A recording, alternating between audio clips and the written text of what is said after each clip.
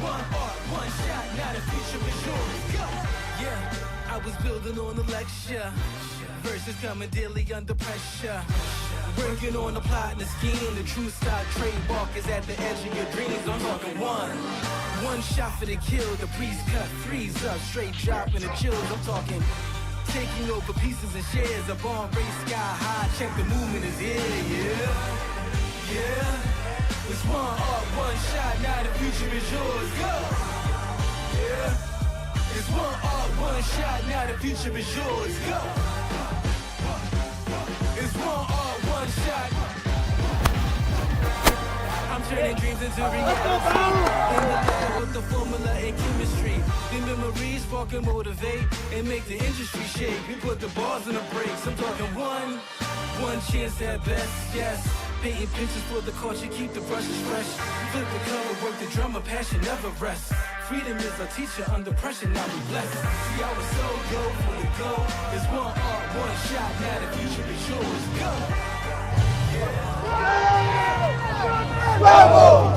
If we can get healthy and get on the same page and be fresh heading into playoffs, we got two really physical games coming up with T County and Helena.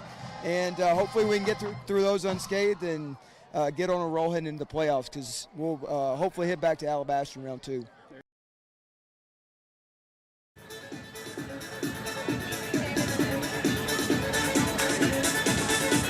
Welcome in as you view the Tuscaloosa County High School field, and the Wildcats from Tuscaloosa County will be hosting the Vestavia Hills Rebels right here at Wildcat Field, brought to you by Birmingham Fastener and On Time Service. Scott Griffin here along with Chad Pilcher. We're glad you're with us here on One Rebel Athletics YouTube and also the NFHS. Chad, not many people making the trip tonight. Not a lot at stake in this football game except the possibilities of ifs. So let's go into the ifs of what could happen tonight. So for Vestavia, it's about coming out and taking care of business. If you win tonight, you are firmly secured in the 3 spot in Region 3 as you move forward into the playoffs. But because of the upset of Spain Park defeating Hewitt-Trussville last week, if Hewitt-Trussville were to slip up and lose tonight to Chelsea, then Vestavia with a win would move into the 2 spot. So that's the big thing that you're playing for. And what happens on 2 spot? You get a home game in the first round of the playoffs, which is huge. It means we don't have to make that trek up I-65 for the first round of the playoffs. And so that's something big. You don't know what's going to happen. Obviously, Hewitt would be heavily favored against Chelsea, just like Vestavia is heavily favored here tonight against Tuscaloosa County. But as this season has taught us, anything can happen. Hewitt did lose last week, so they should be ready like they were for us. We know what happens when they can get ready. The other big game in the region, of course, is Hoover-Thompson. Not much at stake there. You know, Hoover is in with the 4th seed. So it looks like it's going to be Thompson, Hewitt-Trussville, Vestavia, and then Hoover. But we will see as we go through the night. And then, of course, next week is there. And there's the look at the region.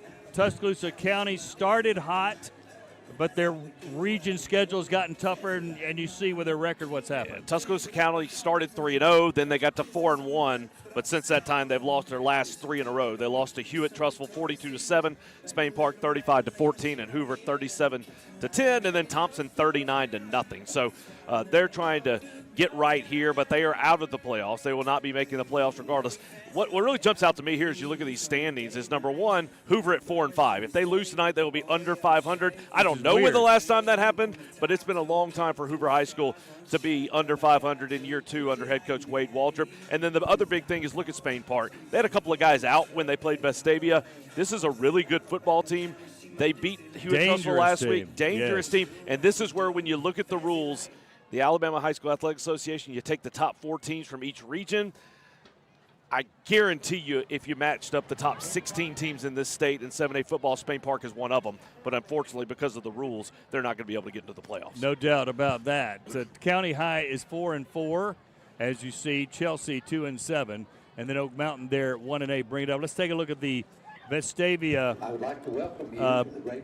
year results, and you can see how we're doing here. 6-2 right now, with a real chance to go 8-2 with a win tonight, and then of course taking on a top 10 6A team, Helena, who takes on Benjamin Russell tonight to try to win their region. Yeah, Helena's been a great story. That's going to be a fun one to watch next week, and I think that's a big thing for Vestavia is to not look ahead to this week. When you look at the loss to Hewitt-Trussville there, 27-55, that was a game where you came back out last week against Oak Mountain, and it was all about responding. How are you going to play? And Vestavia responded. They won that football game 50-0. I think this week is about not having a letdown. You get that big win 50-0. You got an undefeated team sitting next week. You're at Tuscaloosa County. It's a game you should win. Are you going to respond? Because the atmosphere here in this stadium is less than loud. It is pretty quiet in this stadium. There's not a ton of people. Not much atmosphere. Not much atmosphere at all. So how are you going to get up for that game? A really loud speaker that's right above our head, but just not a lot of folks in the stands here tonight. Smattering of fans is what we would call that.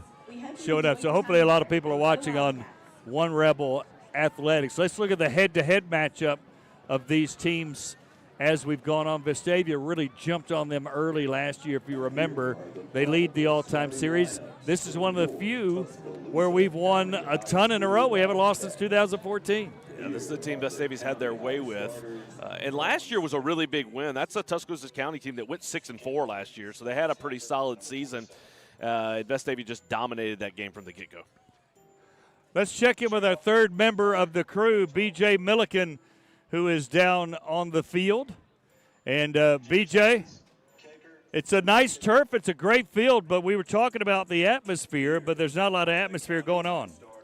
No, there really isn't right now. However, I will say, if you'll look down to my left over here, we've got a smattering, I'll use your word, Griff, smattering of players.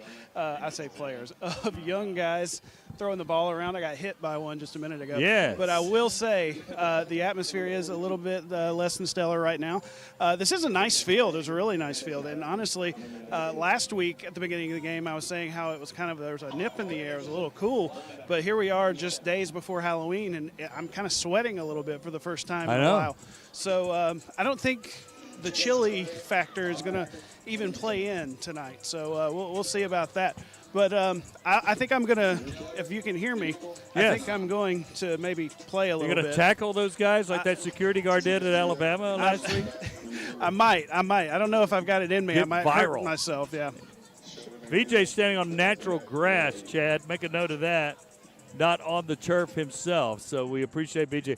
By the way, he talked about it. It's warm down here, but it's supposed to be like in the 40s, maybe 30s next Thursday for the last home game against Helena. Yeah, it's going to get cold on Halloween night, and so we're going to have a cold next week. You're exactly right. It will be in the 40s or 30s for that game, which will be the final home game. But tonight it's really great weather, small crowd, but for Vestavia, it's all about coming out, playing well. This is a big, physical football team for Tuscaloosa County, and if you let them hang in there, then they'll have a chance to make something happen. So for Vestavia, it's important to come out strong, which is something they've done offensively a number of times this season.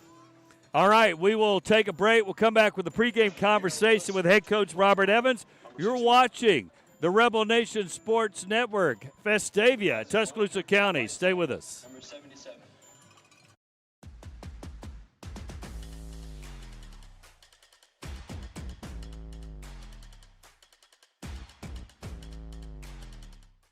Welcome into the pregame show with head coach Robert Evans. Vestavia Hills with a big win coming off that distasteful, is how I put it, with Trussville, but coming back nicely 50-0 over Oak Mountain. Now that you've thought about it, regurgitated, watched film, what's your thoughts? Yeah, I thought we played well on both sides. Started a little bit slow offensively and made a few uncharacteristic mistakes, but defensively, we just needed to have a game like that and basically controlled the line of scrimmage. And whether we win or lose, it's typically the team that controls the line of scrimmage that is able to come out on top. And, but we played a clean game, and we got 3 turnovers, and we didn't turn the ball over, and we ran the ball effectively, and we stopped them from running the ball and controlled their quarterback. And, anytime you only give up 1 completion, I think they were 1 of 11 for 9 yards. you're going to win the vast majority of the time. And we had a good game, and we needed to have that kind of response after the previous week. You had a lot of guys get a lot of carries, and a lot of guys played well. Of course, William Tonsmeyer going out. We hope to get him back later in the year. So how did you view how those guys? Yeah, I thought it was a great experience. Carson Purdy, just a sophomore, played quarterback last year, and we moved him to running back. He did some good things. And then Charlie Taff. Obviously, Charlie has got a bright future, and he's been in big moments pretty much every game because he's our punt returner. And it's a pressurized situation, but he looked very natural. He played the quarterback, he played running back, he played receiver, and he just knows what's going on. And very few times you see a kid like Charlie come in that's a freshman that earns the respect even of the older guys. He's got a maturity about him that's uncommon for someone his age. And so he's going to be a guy that we rely on spend the next week or the next few weeks until we get William back. And then Whit Williamson ran the ball well, another sophomore. And we got Carson, Caden Taylor got some carries. Bruce can carry the ball if he needs to. So we've got some guys that can do some things with the ball in the backfield. And but obviously we're not as good offensively without William. He's a really good high school football player, and hope to get him back before the playoffs. Injuries, we pretty much unscathed. Yeah, came out very clean and held some guys for a variety of reasons. But William is looking good, and we hope to have him back possibly by Helena, but for sure whoever we play in the first round game, that's not settled yet. And then obviously these next two games are going to be very physical games. County's got a running back that's a very good player, is committed to Miami. The running back at Helena may be better than him, big physical guy, hurt us last year. So we're going to be in two bruising physical games, and hope to stay healthy, but these are the games that will hopefully help prepare us for the playoff run. We'll talk more about the upcoming opponent, Tuscaloosa County, County High, in just a second. I want to get your take on the region, because a lot of people, when you look at it and go, okay, there's three teams tied, because there's tiebreakers involved. Where's Vestavia? How do you see it? We're not actually to predict, but just where do you see it right now? The most obvious thing is, it appears that we're locked into the 3 seed. We know we're in the playoffs. There are some scenarios out there where Trussell loses to Chelsea and Hoover beats Thompson, and that can kind of throw things into a tailspin, and we wind up as the 4 seed instead of the 3 seed. And truth be told, obviously we're doing everything we can do to win this game. Right. But the 3 seed, the way that the currently constructed, is probably the toughest road. Austin's playing better than anybody in North Alabama, and them and I believe they play. They play Huntsville this week, and Huntsville beat them last year. So who knows how that shakes out? But obviously we'll have to get back to Thompson. We got a difficult road, and we got 4 games in a row really that are going to be physical. Games that we'll have to play well to be able to win. So we'll take a break. We'll come back and show you the play of the week from Coach Evans, get his perspective on that, and then obviously talk about County High a little bit more. You're watching the pregame coaches show with head coach Robert Evans. You have to pay taxes. Ugh. It's just part of life. In the great state of Alabama, we have an awesome thing in our tax code called the Alabama Accountability Act, which allows you to redirect up to 100% of your state taxes to Scholarship for Kids, a scholarship granting organization that benefits partner schools like Restoration Academy. It's a no-brainer. Use your tax money for something that will make a huge impact at no cost to you. For more information, go to choosera.org. We start each day at Birmingham Fastener with the same core values in mind: integrity, grit, and accountability. We're looking for talented people to join our sales and manufacturing teams. As one of the nation's leading manufacturers, we have over 10 locations across the country and endless opportunities to grow and succeed alongside incredible teammates. Become the future of American manufacturing and help build our nation's infrastructure one bolt at a time here at Birmingham Fastener. Time for our play of the week with Coach Evans, and he's got a good offensive play here with Chase Webb. Yeah, this is a good call, Coach Franklin. 3rd and long, and kind of late in the game, but it's good to see kind of our backups executing really a well-executed design play. Very rarely do you see this kind of this late in the game, but Charlie Taff, I believe it's his first touchdown pass as a high school player, and throwing to Chase, and really the play is made by the offensive line. And as you watch people, there's a lot of different ways to do it. We occasionally, and then this is a case where we get all 5 guys out. We have screens where we only get 3 of them out and we pass at the tackles. You have other times where you're sprinting out and you only get a guard and a tackle out. But in this case, we get all 5 linemen out. They do a really good job. And it's just really good to see our guys, and a lot of them younger guys, executing and against starters from another 7A school late in a game. And the good thing for us is anytime Chase gets the ball and gets kind of ahead of steam and blockers in front, more times than not he's going to score. And that's exactly what happened, and that's why it's the play of the week. All right, Coach, that was a cool play to take a look at. Now we've got County High here.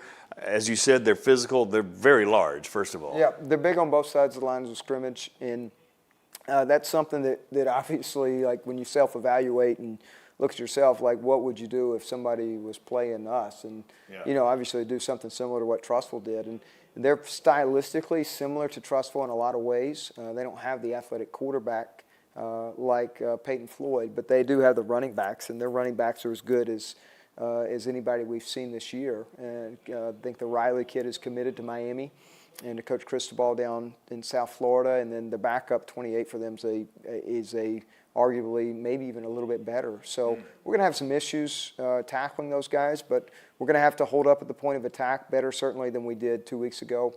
And then they've got some skill guys that can do some things. They've played Spain Park and Hoover and Thompson the last 3 weeks, and they've been in every game. And Thompson was 0-0 in the first quarter. I think it was 7 or 14-0 at halftime. Thompson pulled away. The Hoover game's a one-score game in the fourth quarter, and Hoover pulled away.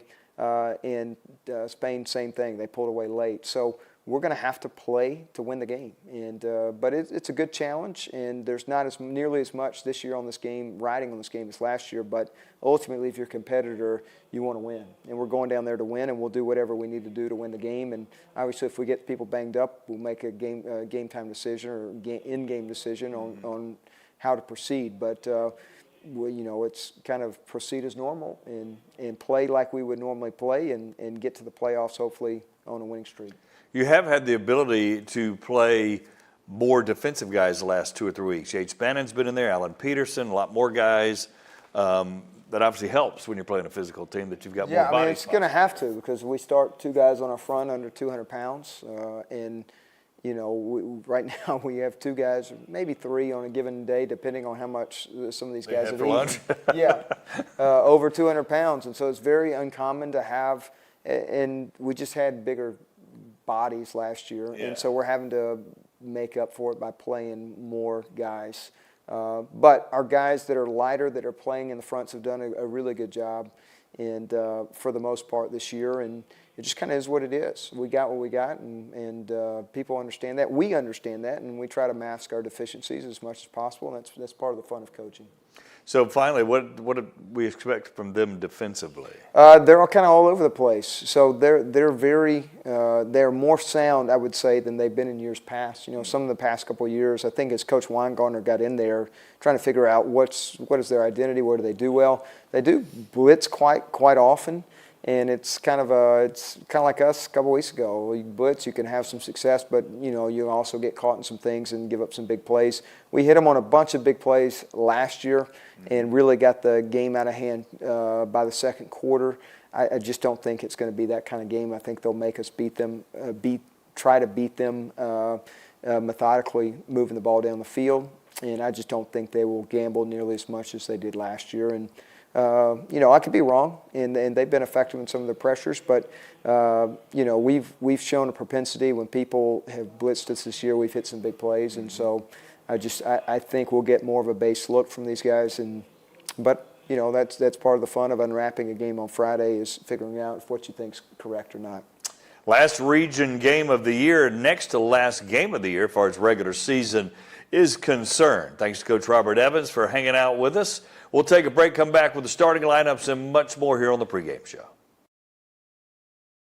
Lifeline's ministry is necessary because God has ultimately called the body of Christ to manifest the gospel to vulnerable children. We see it beginning in the Old Testament in the Pentateuch, God continues to renew that call over and over and over again to the people. Lifeline, in its role, comes alongside the church with that very narrow specialization to allow the church to live out the mission that the church has been given to proclaim the gospel through orphan care.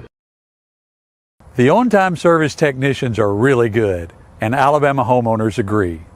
Before you call another home service company, check out our Google reviews. See the real feedback from real homeowners.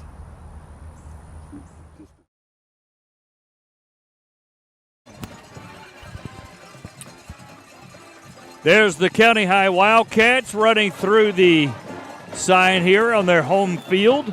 Vestavia about to do the same as they'll run to the visiting sidelines, which will be across the way, as you see here. Let's go with the starting lineups for tonight and Vestavia.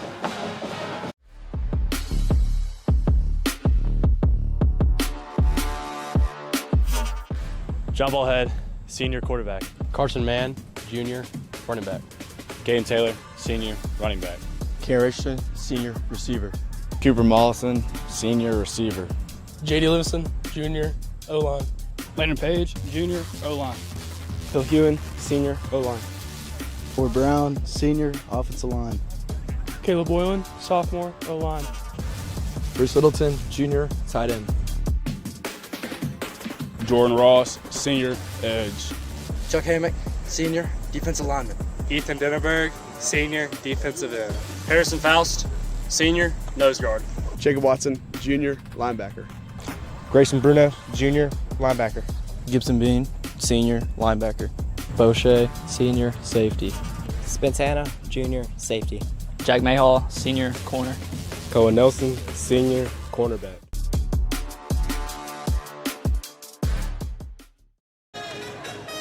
All right, we're ready for the kickoff here. Scott Griffin, Chad Pilcher, B.J. Milliken, our great crew is here. Ready for the Rebels to try to go 7-2 on the year. So, the Rebels will get the kickoff here. Back deep is Chase Webb. Carson Mann coming over to the sideline, and Keon Richardson suddenly runs out. Not sure what that's about. Richardson coming up a little bit. I think Caden Taylor on the far side. Webb is down deep.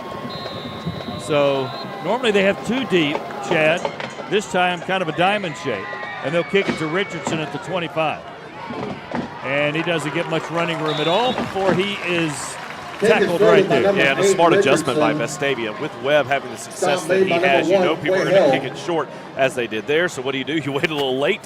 You sneak Keon Richardson on so you have one of your better playmakers there to get the football. And here comes the Vestavia offense. It's an offense that's had success in the early going throughout this season. Would be nice to see the Rebels get going, put together a nice drive to start this ball game. All right, John Paul Head takes the snap. He's going to run around right in. We've seen this play a few times. We haven't seen it get stopped like that very often. 13 Head. As the Rebels be lucky to gain a yard, if anything. That's a nice pursuit by this Tuscaloosa County offense. John Paul Head comes in averaging 4.8 yards per carry, but no gain there. Head pitches out to Carson Mann. And there's a flag, and I don't know what they have. But there is a flag on the play. Offsides, Tuscaloosa County. Offsides against the And those are the Wildcats. kind of That'll be a plays that 5-yard Tuscaloosa penalty. County just cannot afford to Great have play, first down. if they want to have a Second chance down, here in this football game. You get a nice stop on first down. You put Vestavia in a 2nd and 10 situation, but then just like that, you give up 5 free yards, and now Vestavia's at 2nd and 5. 2nd and 5 from the 33. County High is a pretty big football team on the offensive and defensive lines, but Vestavia has always blocked well all year. There's a little RPO throw out to Mollison, Cooper Mollison, who's had a lot of catches the last few weeks, but he doesn't get much success on that one. No, good pursuit there by the Wildcat defense, able to shake off a block and get in the backfield to make that tackle. 3rd down and 4. Head rolling right, decides he's going to run it, hesitates, thought about going in the flow, but he'll be very close. I think he'll have the first down by about a yard. That was a good decision there by John Paul Head. He had a short route in the flat, then he had a corner route deep. Both of those routes were covered very, very well. It was good defense in the secondary by Tuscaloosa County. So rather than forcing anything, potentially having a bad negative impact, John Paul Head tucks it and makes the play. First down. Good ball fake by Head. He's going deep. Richardson is there. And Richardson looked like he didn't see it. He was wide open to take that to the house. But he kind of looked awkward turning the wrong way maybe. Yeah, it was a good job of Richardson to shake the defender. He went flat to the outside. Looked like Head wanted him to angle more to the corner, and because of that, Richardson had to adjust and try to catch it over his shoulder, but he was unable to do so. Pitch back to Carson Mann. Left end gets a good inside block, and he'll be very close to a first down. I don't know if that was Mollison or Taylor that had that seal block on the end that really sprung him for a good run. Yeah, good job by Mann of really recognizing the open field, getting to the open space to pick up that first down. Vestavia looking really good in the running game in the early going. Fake to Mann, Head coming up top, still on his feet, 40, 50, 30, 20, Head's gone, touchdown, Vestavia. John Paul Head with a touchdown of 51 yards. And that'll be John Paul Head's 15th touchdown run of the season. Just off tackle, breaks a couple of tackles, and then he's off to the races. Great start for this Rebel offense. Wow, big play by John Paul Head as the Rebels get on the board first like they did last year. So we'll see how that plays into tonight's start as well. Owen Simpson is on for the kick. Mr. Robertson will put it down from the snap from Charlie Ingram. It is up, and it is good. Timeout on the field. Vestavia on top, 7-0. You're watching the Rebel Nation Sports Network. Renew and refresh. JH Outback focuses on strengthening family bonds with spouses, parents, and children to help in spiritual growth and life purpose. Join us for a fun-filled weekend together in an undistracted environment enjoying the outdoors with great food, entertainment, and live music. JH Outback. Renew and refresh. You have to pay taxes. Ugh. It's just part of life. In the great state of Alabama, we have an awesome thing in our tax code called the Alabama Accountability Act, which allows you to redirect up to 100% of your state taxes to Scholarship for Kids, a scholarship granting organization that benefits partner schools like Restoration Academy. It's a no-brainer. Use your tax money for something that will make a huge impact at no cost to you. For more information, go to choosera.org. Rebels on top, 7-0. And there's the kick. Owen Simpson with the kickoff, another touchback. About 50% of his kicks this year have been touchbacks. He's done as good as Carter Shirley did last year. Simpson's been just as impressive this year. Such a strong leg. Watching him in warm-ups, he made one from 47, would have easily been good from 50. Probably a little bit more. Just an incredibly strong leg. He's done a great job. All right, players to look for tonight. Mr. Riley, the tailback for Tuscaloosa County, he's got a lot of offers. Chad, what do you like about him? He's a four-star recruit. He's a guy, he can catch it out of the backfield. He can run it. He can run up and get the tough yards. He can show the speed to the outside. And just as we say that, C.J. Hutchins starts in the backfield, and Riley is not out there to start the game. And he ran into Spence Hanna, Jacob Watson, and Grayson Bruno, and got about a yard. Not even, about a foot. Interesting start there with the backup. And if you watch this Tuscaloosa County offense, they've got a couple of really big offensive linemen. These are guys that are physical in the trenches, and so for Vestavia, it's going to be very important to play disciplined football, to be in the right spot. Make sure that you cover your gaps when they're called. Vestavia with 5 on the line. You see that, Chad? There's another handoff inside, and he's belted down at about the 24. Jordan Ross came over and gave him a shoulder, so it'll be 3rd down and 6. Third down and 6 for the Wildcats.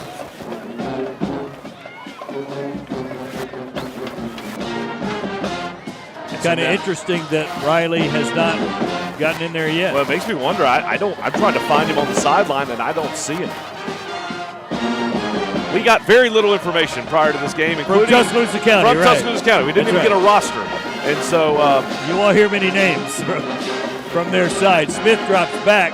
He's rolling left. That's a tough throw in traffic. Wow, he somehow completed it. That's kind of crazy because Gibson Bean was right there, Chad. First down, Wildcat. And I thought he had his hand on it, but somehow it was caught. Well, that was a last-second throw thrown into coverage. Good concentration to be able to bring that one in. And a good conversion for Tuscaloosa County. With the way the Vestavia went down the field and scored so quickly, it was important for Tuscaloosa County. If you go 3 and out, this thing might get out of hand really, really quickly. So that's a big conversion to keep this drive going. Twins up top for Tuscaloosa County. 3 wide receivers set. They hand off again inside. And to get about 4 yards there. So a good run there by Hutchins, who's the backup running back to Riley, who's, again, getting a lot of the carries so far in this game. So about a 3-yard gain, 2nd and 7. He's been playing all season long. It's not shocking that he's playing. It's just shocking that we are not seeing Riley out there as well. Wildcats started off the year strong, but have struggled lately as their region schedule has gotten tougher. 2nd down and 7. Handoff Hutchins again, going nowhere. Corralled right there by Ethan Denenberg and a bunch of guys. Mr. Hammock was also there, Chad. Jackson, number 38, Denenberg, Hammock, Yates Bannon, those guys are stepping up. And that's what you love to see. Yates Bannon led the team last week with 7 tackles, but Denenberg getting in there. You see the white jerseys run to the football and wrap it up. That's the way you like to see guys finish the play.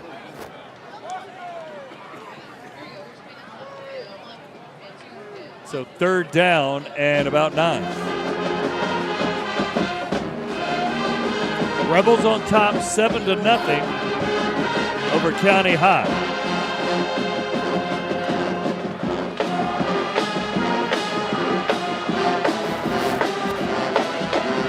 Smith dropping, Ross there, gets the sack. Ross with his 9th sack of the year, and that'll force a punt by the Wildcats. Watch this pursuit by Jordan Ross, comes off the edge, beats the blocker, and then just gobbles him up. Trying to block him with a tight end. That's not going to work. If you're going to try to block him with a tight end, you have to have a running back chip or do something to help out. That's not fair. As Cole Nicholson tried to block Jordan Ross on the edge. So back deep, Charlie Taft for the Rebels, a freshman quarterback. And that punt is not good. That's going to be the Rebels' favor. That'll bounce out. That may not make the 40-yard line, and the Rebels will have it on the County High side at the 40 and back. So a bad punt for the Wildcats, and the Rebels can capitalize again.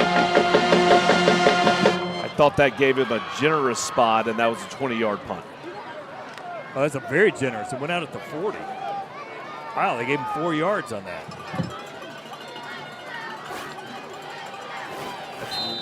That's really surprising. John Paul head back. In motion, Mollison. They hand to him. He's got tons of room. Outside, knocked out, but he's got 11 yards on that. Speed sweep, Dolphins-like, if you will. That was well executed. You saw how quickly Mollison got to the edge and was able to turn the corner. Nobody touched him until he was 9 yards down the field. Good play call, good execution by the Rebels. So we got a report from B.J. Milliken on an injury early in this game, and he'll have that in just a moment.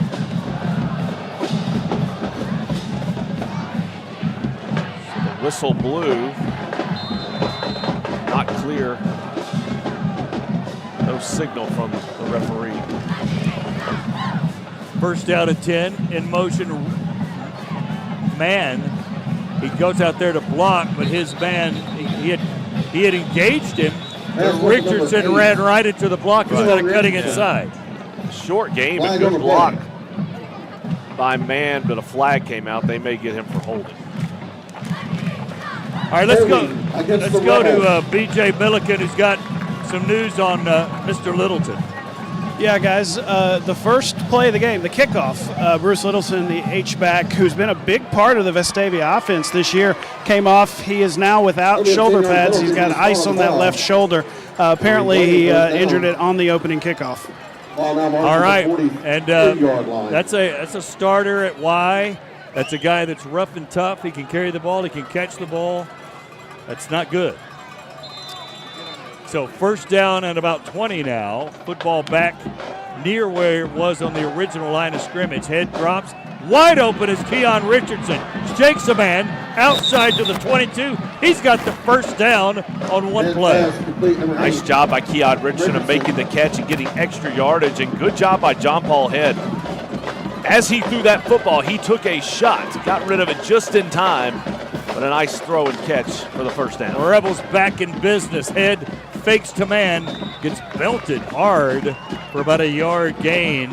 That's all he'll get. Second down and 9. If the Rebels score here, this will be very similar to what they did last year, Chad, jumping on the Wildcats early. Yeah, good stop there by Tuscaloosa County. Vestavia's had good success to the outside, but chose to run it up the middle on that play.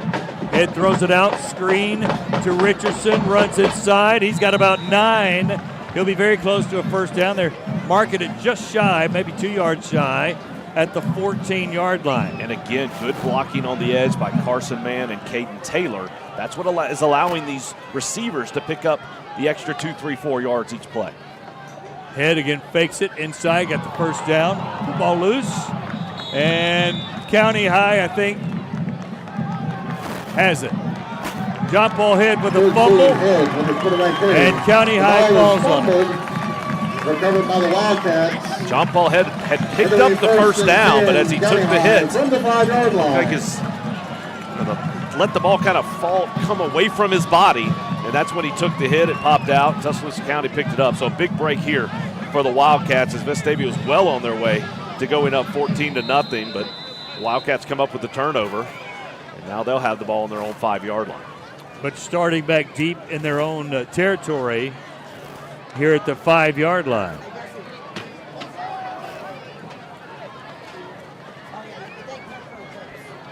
So first turnover of the night, Vestavia now -5 on the year in turnovers. For a really good football team, that's a strange stat. Of course, a lot of that was because of that one crazy game against Hewitt-Trussville. We're really pretty even. There's a 5-yard gain on first down for Hutchins. All the way out to the 10-yard line. That's a 5-yard pickup. Second down and 5. He's second and 5 for the Wildcats. So Hutchins clearly going to get the workload tonight. Running the football, that's his 6th carry, just over 10 yards.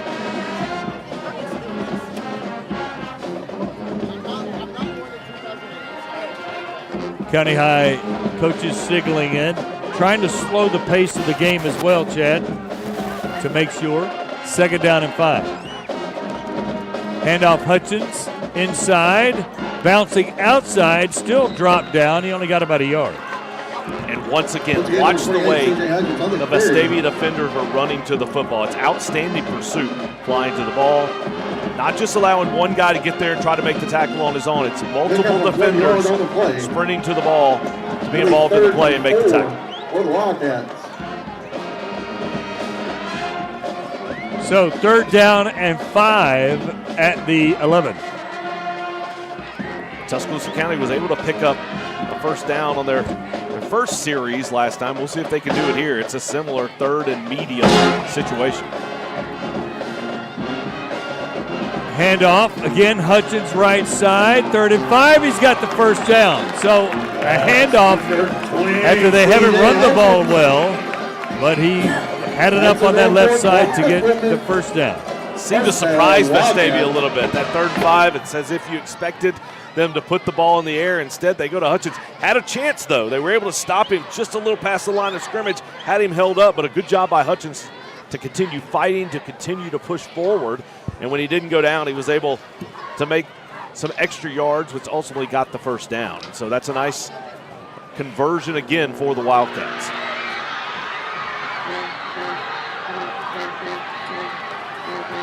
Handoff, Hutchins, knifing in Gibson Bean. How about that? Play by Gibson Bean. Perfect read by Gibson Bean from the linebacker spot. He read it, flies into the backfield, and then a good, strong, secure tackle for a loss. So second down 11. The Rebels have had a handful of tackles for loss already in this first quarter with a minute 31 and counting to go. Again, Tuscaloosa County very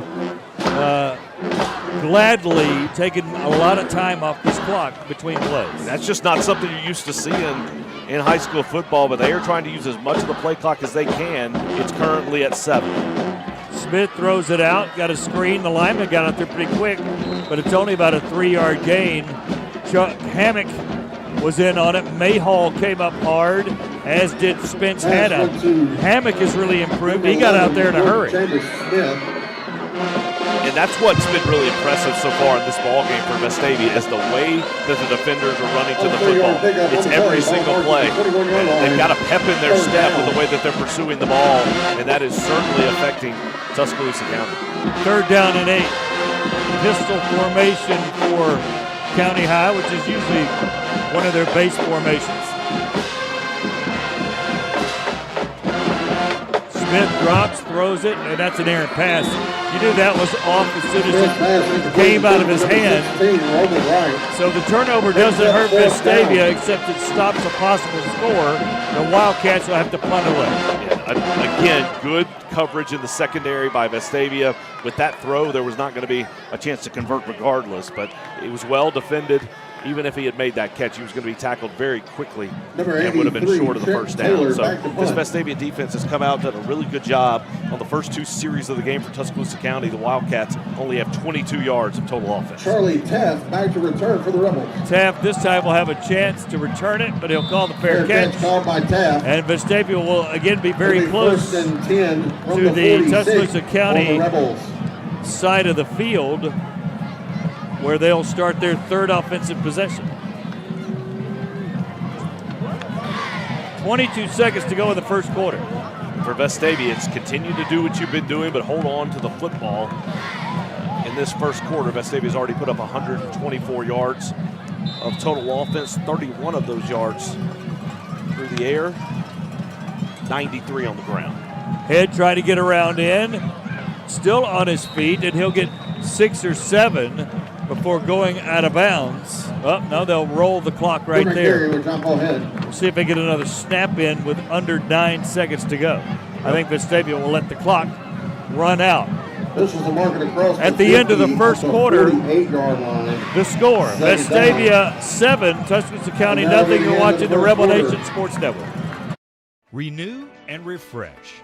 JH Outback focuses on strengthening family bonds with spouses, parents, and children to help in spiritual growth and life purpose. Join us for a fun-filled weekend together in an undistracted environment, enjoying the outdoors with great food, entertainment, and live music. JH Outback. Renew and refresh. You have to pay taxes. Ugh. It's just part of life. In the great state of Alabama, we have an awesome thing in our tax code called the Alabama Accountability Act, which allows you to redirect up to 100% of your state taxes to Scholarship for Kids, a scholarship granting organization that benefits partner schools like Restoration Academy. It's a no-brainer. Use your tax money for something that will make a huge impact at no cost to you. For more information, go to choosera.org.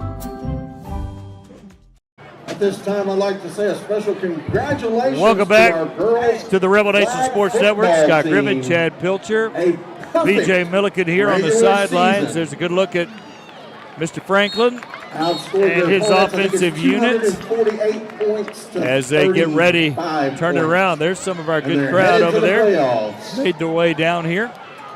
Glad to have all the folks there. Hopefully everybody at home's watching One Rebel Athletics on YouTube or the NFHS network. You go to either and check it out. Of course, in the playoffs only, you'll have to do NFHS, which is fine. So just make a mental note of that.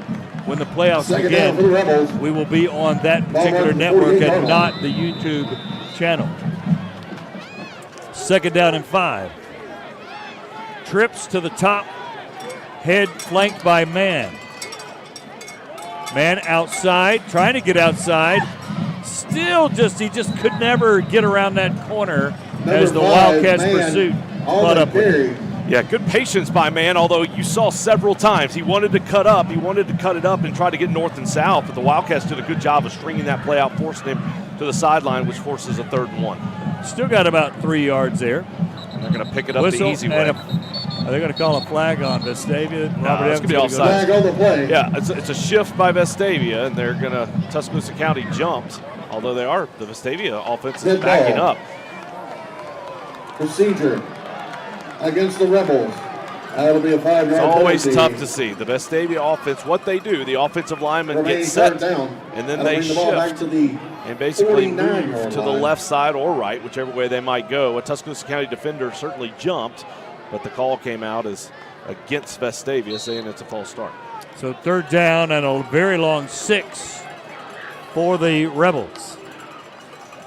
Head took it, rolls left against his body, throws a nice pass to Richardson for the 1st down.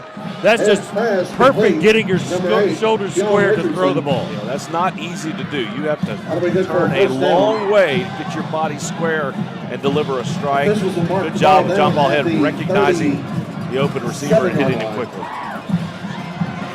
They fake to Purdy, and Head will go around in and get thrown down by County High.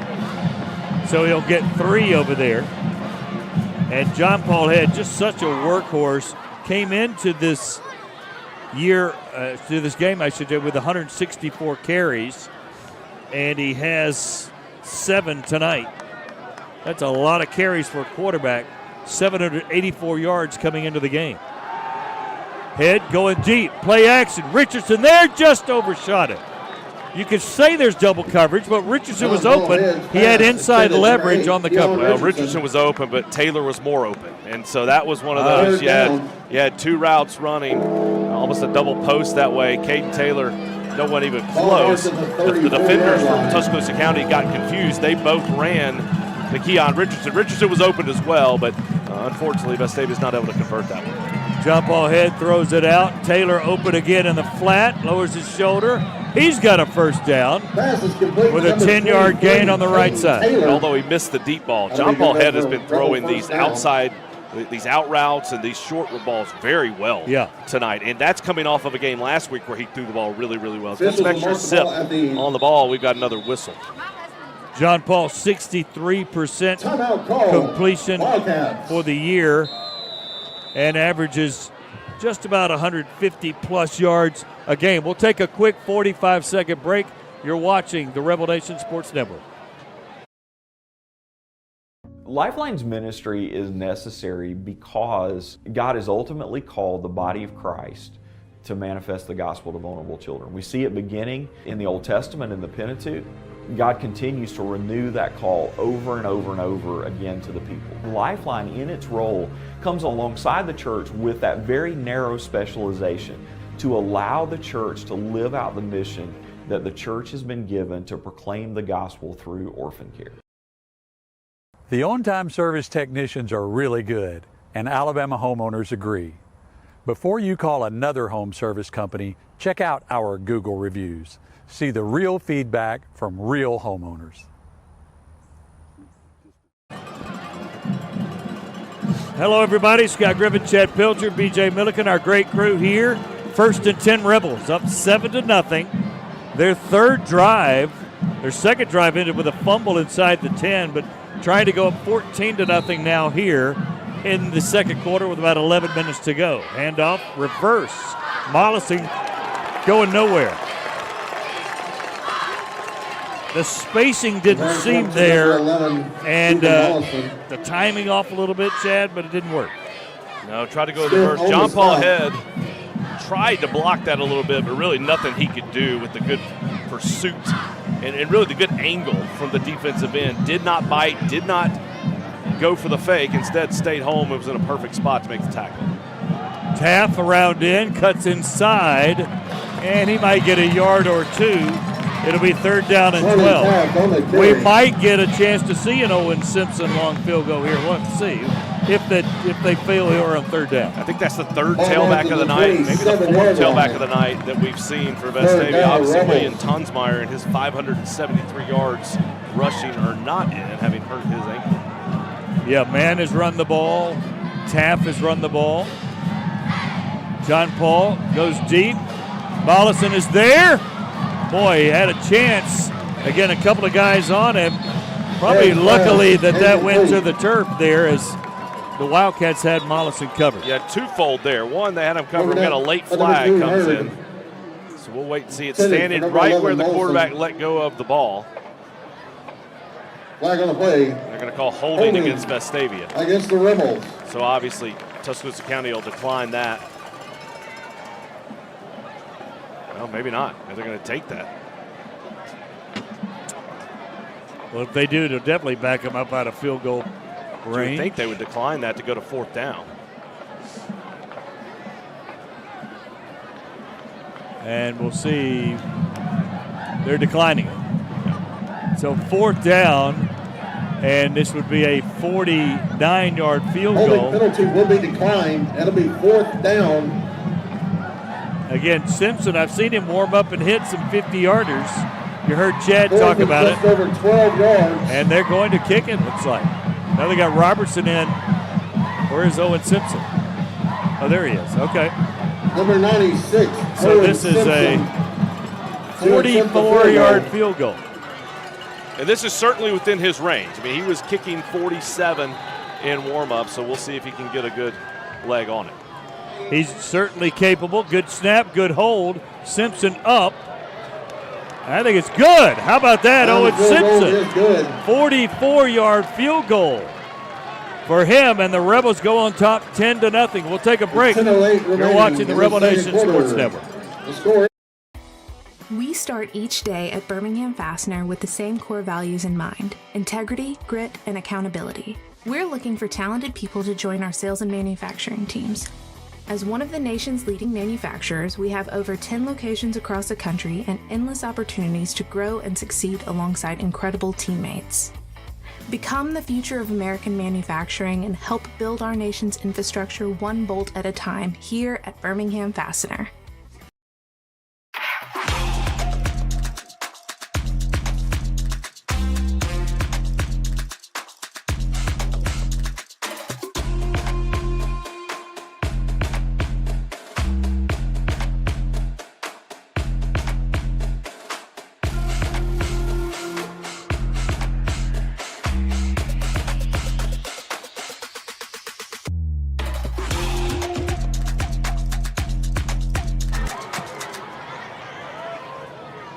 There's the kick for the Rebels against the Wildcats.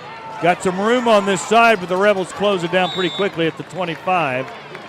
Good tackle down there. Number 38, Kamari by Jackson Gibson Bean with a return. on special teams. Yeah, Bean really has done it all this season. He's played a really good linebacker. Started out the season with those broken hands or arms, whatever he had injured in the lower extremities, and then was able to really play through that despite the fact that he was injured, and then he's just gotten better every single week. You saw there a nice tackle on special teams, but he's done a good job of just recognizing the plays, recognizing the offense, understanding what's coming at him before it even happens, and so it's been really fun to watch him progress throughout the season.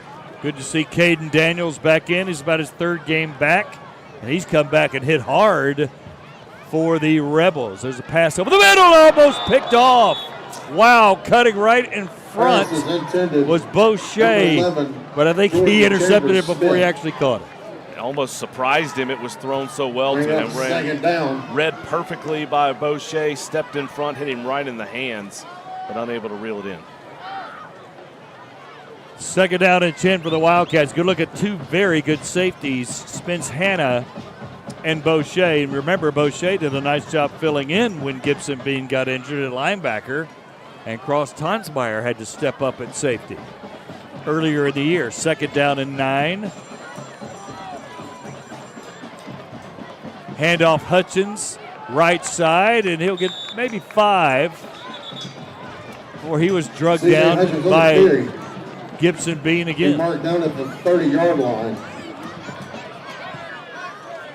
just more good pursuit by this Rebel defense, It'll be understanding the play 3rd call down and 6. and then running to the football and wrapping up. That's the thing we've seen from time to time throughout this season is maybe Vestavia hasn't tackled as strongly as you would like for them to do so. They've done a good job here tonight of wrapping up because on that last play, Hutchins was continuing to fight, continuing to try to push forward despite the fact that he was wrapped up, and it was a good job of securing the tackle by the Rebels.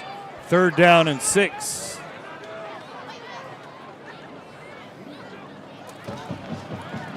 Roll out by Smith on the run. Hammock almost got him. Ross did get it. So that's another sack for Ross, his 2nd tonight and his 10th of the year, so double figures for Mr. Ross. So Smith was able to evade one Rebel defender, but it's very rare that you're able to outrun Jordan Ross. The one thing he should have done, he should have thrown the football away or at least chunk it down. It's 4th down. Even if you throw it down the field and get picked off, it's essentially would be the equivalent of a punt. Instead, that's a situation where you really don't want to take a sack. At least give your teammates an opportunity to make a play, but instead Smith goes down. Ross goes into double digits in sacks on the season, and so a nice play there for the Rebels.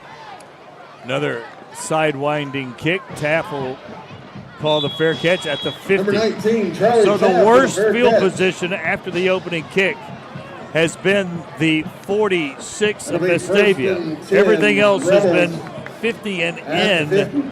for the Rebels. They're living life pretty good right now. The defense is doing an outstanding job. Offensively, Vestavia looks really good, 156 yards of offense so far. Everything to the outside has looked good. They've run the ball well. The one thing where they haven't done as well is on the deep balls, throwing the football. Taylor and Ingram in motion to the right. Handoff Purdy. He's on the right side, and he just can't break away. He'll get 2 or 3 over there.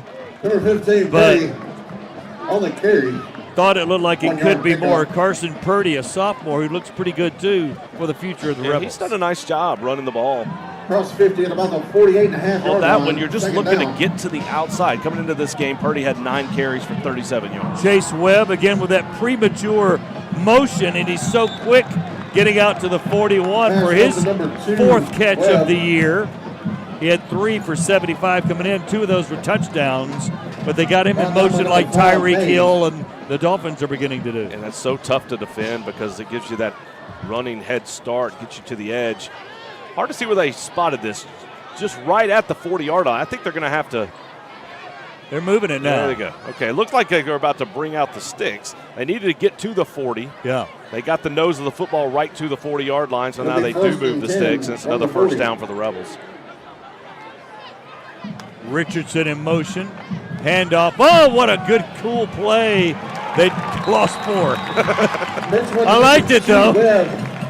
Chase Webb got it. They had a lot of misdirection going on, and Webb kind of going naked around right in. So that will actually go down as a pass for John Paul Head. They went play action running left. Webb comes underneath. He tossed it forward. But again, that's same linebacker on the outside reading the play well, not biting on the fake. Got a screen set up. Great blocking. Man down the sideline.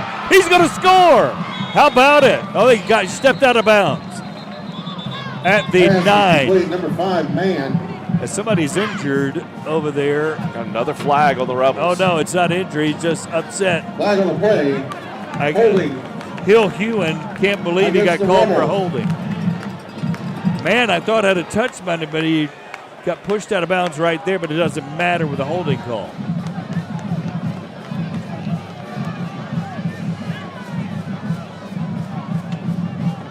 That's the 4th penalty of the night. Did you see? I didn't against the see. Rebels. No, I didn't see it out there on the edge, but that's tough. I mean, that's several plays where Vestavia's had a chance to get something going, but they're just really hurting themselves with untimely penalties. It'll be 2nd down. So 2nd down at the 50-yard line. and 19 here. Football at the 50 again at the original line of scrimmage. Good look at Landon Page, I should say, the junior guard.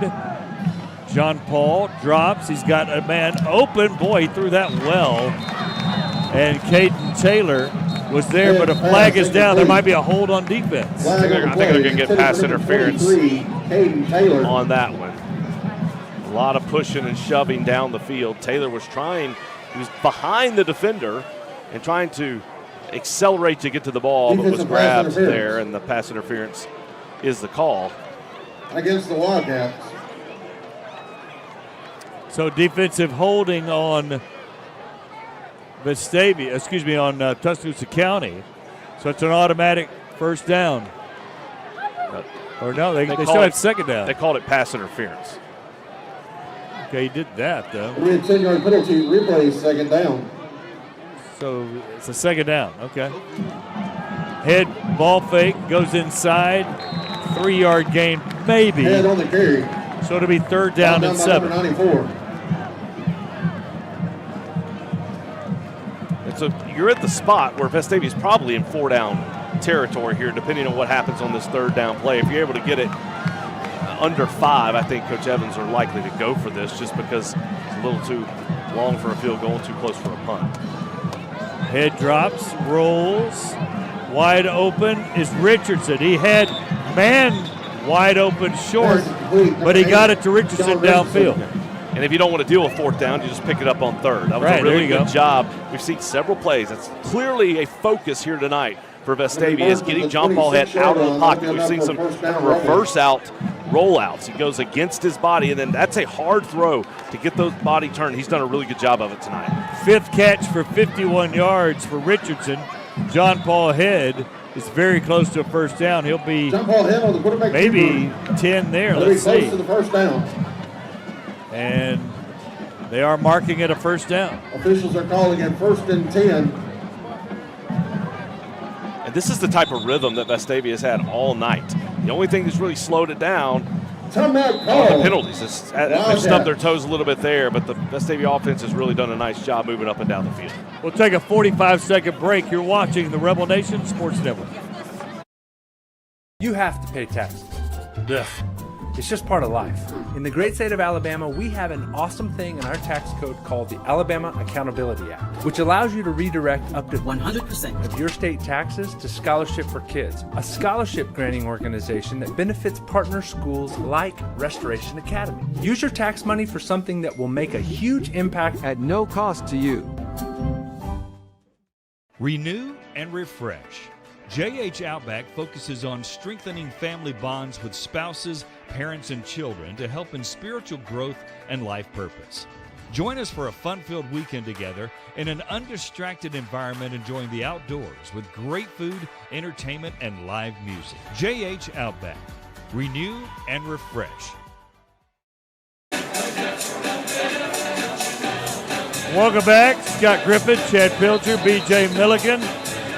BJ, breast cancer awareness tonight, and both teams showing a lot of pink tonight.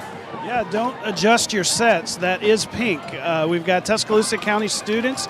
Tuscaloosa County, you can see it on their socks. The coach is wearing the shirts. Coach Evans' hat has a little pink on it. And the Vestavia cheerleaders, of course, also have the pom-poms that have the pink on it. Definitely a great cause. Definitely a reason for a football player to wear pink. Absolutely. Carson Mann around right end, and not much happening on that side. Another flag is down again right in the vicinity where holding might Number be 5 called. man on the carry. Number 7, Cole Nicholson on the stop. Flag on the play. You're holding correct. Vestavia. Flag will be against the Rebels. Yeah, the Rebels really just shooting themselves in the foot with the penalties. They've moved the ball up and down. They've done what they wanted to do offensively, but on the second drive, you had the fumble and the turnover, which prevented the Rebels from scoring points. And then on the last drive, you're driving in, you have a penalty that backs you up. So ultimately, you're forced to kick the field goal. And now here, Vestavia goes from a 1st and 10 10-yard penalty on the 16-yard line, and now they're all the way back to the 26. All right, first down, and they have to get about to the 6 for a first down, so about 20 yards. Carson Mann flanked to the left of Mr. Head. Twins up top. Head looking, going deep, wide open's Mollison. That's a touchdown. That's so easy. That's taking Halloween candy from the front door. Touchdown, Mollison. Yeah, it looked like touchdown for the Rebels. in that situation, I think Tuscaloosa County may have blown the coverage, but it looked like they're trying to play a little cover 3 where they drop. You see right there, drop back in the zone. He's responsible for that man right there who's wide open in the end zone. And so miscommunication by Tuscaloosa County in the secondary. Good corner route by Vestavia. You were able to split both of the defenders. And the result's 6 points. And that's a really good deep throw by John Paul Head. The Rebels have been very close to a couple of those, but just missed. And on that one, it was executed perfectly. Simpson puts it up and good. 17-0 Rebels. We'll take a break. You're watching the Rebel Nation Sports Network. 5:30 remaining in the first half.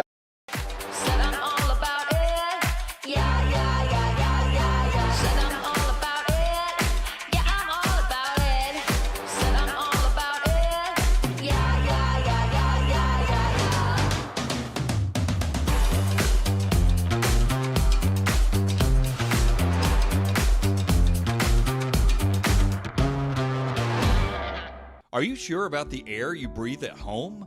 You can be with Green Home Solutions. They provide indoor air testing, treatments, and analysis that doesn't just find the problem, but resolves the problem. Disinfection, mold remediation, and odor removal creates clean indoor air so your family breathes easier.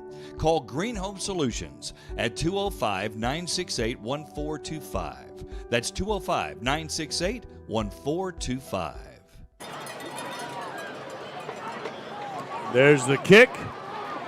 Taken at the goal line. And a nice run back for the Wildcats. A nice tackle there by Spence Hanna. So good run back for the Wildcats, trailing 17-0 with 5:22 to go in the second. And the most success we've seen the Wildcats have is on those kickoff returns. Otherwise, only 21 yards of total offense for Tuscaloosa County. This really speaks to a pattern. Against the better teams in this region, Tuscaloosa County's had a hard time scoring points. They lost to Hewitt-Trussville 42-7, lost to Hoover 37-10, and then last week lost to Thompson 39-0. Very big offensive line. The right tackle is huge. Looks like he's about 6'8". They hand off Hutchinson and nothing happening. He's just swarmed under by the Rebels. Spence Hanna is there.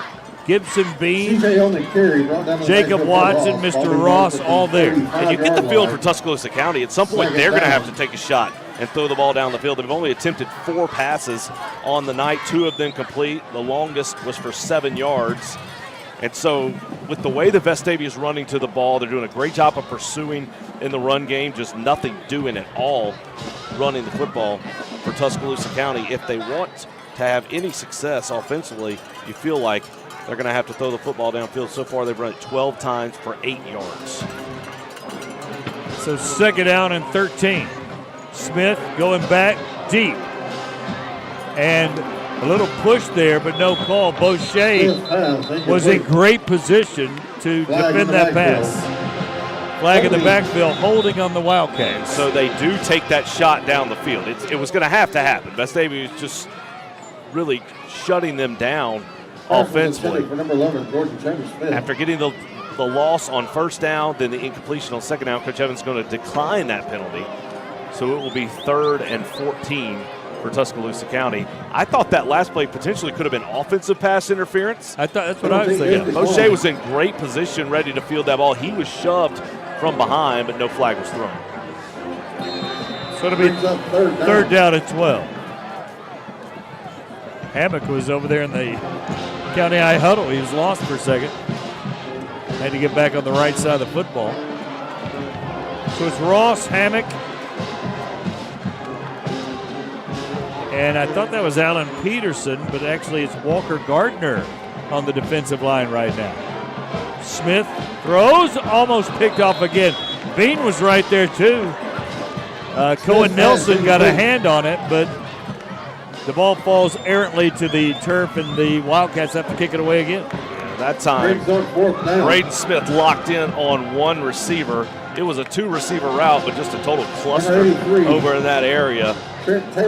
Well defended by Nelson and read perfectly by Gibson Bean. He undercut it, but not able to bring it in. 4th down and 13. Tap back. It's a low kick. He'll call fair catch again. at the 33. He hasn't had many run backs, but he has had no fumbles all year. Sure-handed all season long. Caden Daniels almost got there to block that punt, just missed it. But a good job again by Taff. Called a fair catch, and now the Rebels will take over. 4 minutes, 15 seconds left here in this second quarter. Vestavia has all 3 timeouts, so plenty of time to move the ball down the field and get more points here before the half. First down, Rebels, their worst field position of the half at the 34. Pitch back, Taff around right end to the 40, knocked out at the 39-yard line. Number 19, Charlie Taft. So a 6-yard run for the freshman Forced out of bounds by quarterback. number 6, Kevin Riley. Second down and 4. And one thing Coach Evans has done since he's in his 2 seasons here at Vestavia is if you're an athlete and you can make plays, I will get you on the field. It might be the place position you always play, but we'll get you on the field.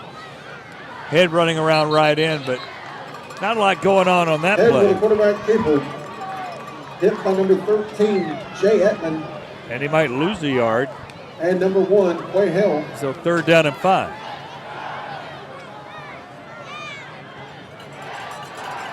.346 and counting in this first half. 17-0 Rebels. Head, that is so easy. Richardson down the sideline. He might be gone, and he's knocked out. That looked like a warm-up toss.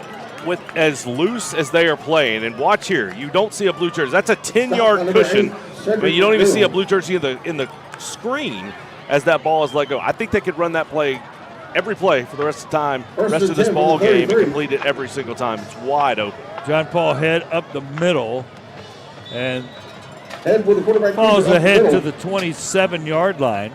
So about a 5-yard gain. That looked like Officials are marking about the pre-game 28-yard warm-ups, line. didn't it? Drop back, throw it out Second there down. casually. And that has Vestavia now 3 of 5 on third down conversions, but that last one was just easy, and now just like right back into the offensive rhythm. Head's got plenty of room in the inside. He's flipped. And, boy, he gets up. I thought he was going to lay there a second. We need 13 up. Flying. So that was a first down run there. Richardson, by the way, 6 catches for 60 yards tonight. If you give him that much cushion, it's going to eat you up, and that's what he's done. Nice run there by John Paul Head as he goes flying to finish that play. Trips to the left, the head of Taff back on the weak side and short side of the field. That gets another 5. So it's second down and 5. Plenty of time in the first half, 2:33 in counting. Good look at the offensive guys there. Ball marked at the 12-yard line, second down, Rebels. It's just really easy for Vestavia, averaging over 6 yards per carry on the ground. Head, right side, inside. He's pounded, but again, he snuck down to the 3-yard line. And that's another first down for the Rebels. First down, that'll be first and goal, Rebels. Can't say enough about this offensive line. Just a great push that they're getting. This is a Tuscaloosa County team that came in giving up 31.3 points per game. But they're not too bad up front on the defensive line. And this Rebel offensive line has just dominated them in the first half of this ballgame. Power formation, Caden Taylor, Ingram. Head will run behind them and score easily for the touchdown. Again, his 14th touchdown of the year just running the football. And that's so hard to stop. When you get on the goal line, you know it's coming, but they're going to load you up. They're going to bring the heavy package. Good job of Ingram coming across. Watson in there as well. Touchdown for the Rebels, just continuing that success on the ground as now they'll line up for the PAT. Mr. Simpson will kick it away. Robertson will hold it. Charlie Ingram will snap it, the usual threesome, and it is up and good. 24-0. We'll take a 45-second break. You're watching the Rebel Nation Sports Network. Are you an enthusiastic sports fan? Want to have fun and get in on the action? Heck, yes. That'd be awesome. Have great attention to detail? Want to stay active? Definitely. Then you'd make an excellent high school sports official. We need more officials in Alabama. Because with no high school officials, there are no high school sports. Sign up today at highschoolofficials.com. Rebel Athletics would like to thank Ross Neely, Yearly and More, Kathy Smith Remax, Alexander Shonora, Alabama Pain Physicians, Streamline Scientific, Molecular Designs, Arc Realty, and LeMaster Medical for their contributions.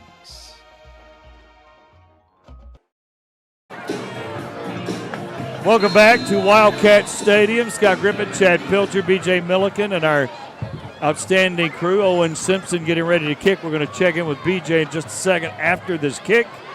Simpson has one touchback. The rest have been returnable, and that's been about the only thing County High has done well tonight, and they're doing it again. Again, more good yardage to the 27-yard line. BJ, what do you got?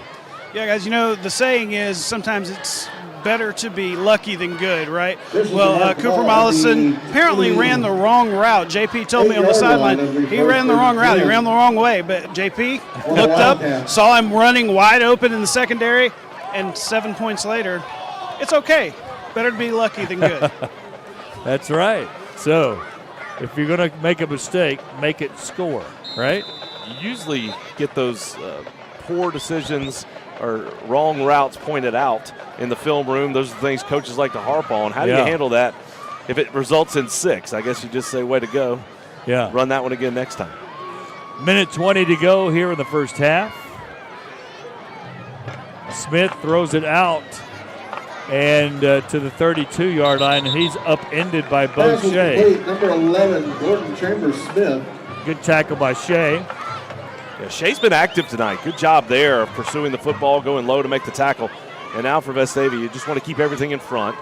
Obviously, you don't want to give up any points before the half. 7-yard line. Did a good job by Tuscaloosa County there to get out of bounds, so the clock stops with 1 minute and 12 seconds remaining. Tuscaloosa County has one timeout, so they can stop it with that one timeout, or by getting out of bounds, or stop it temporarily if they were to pick up a first down.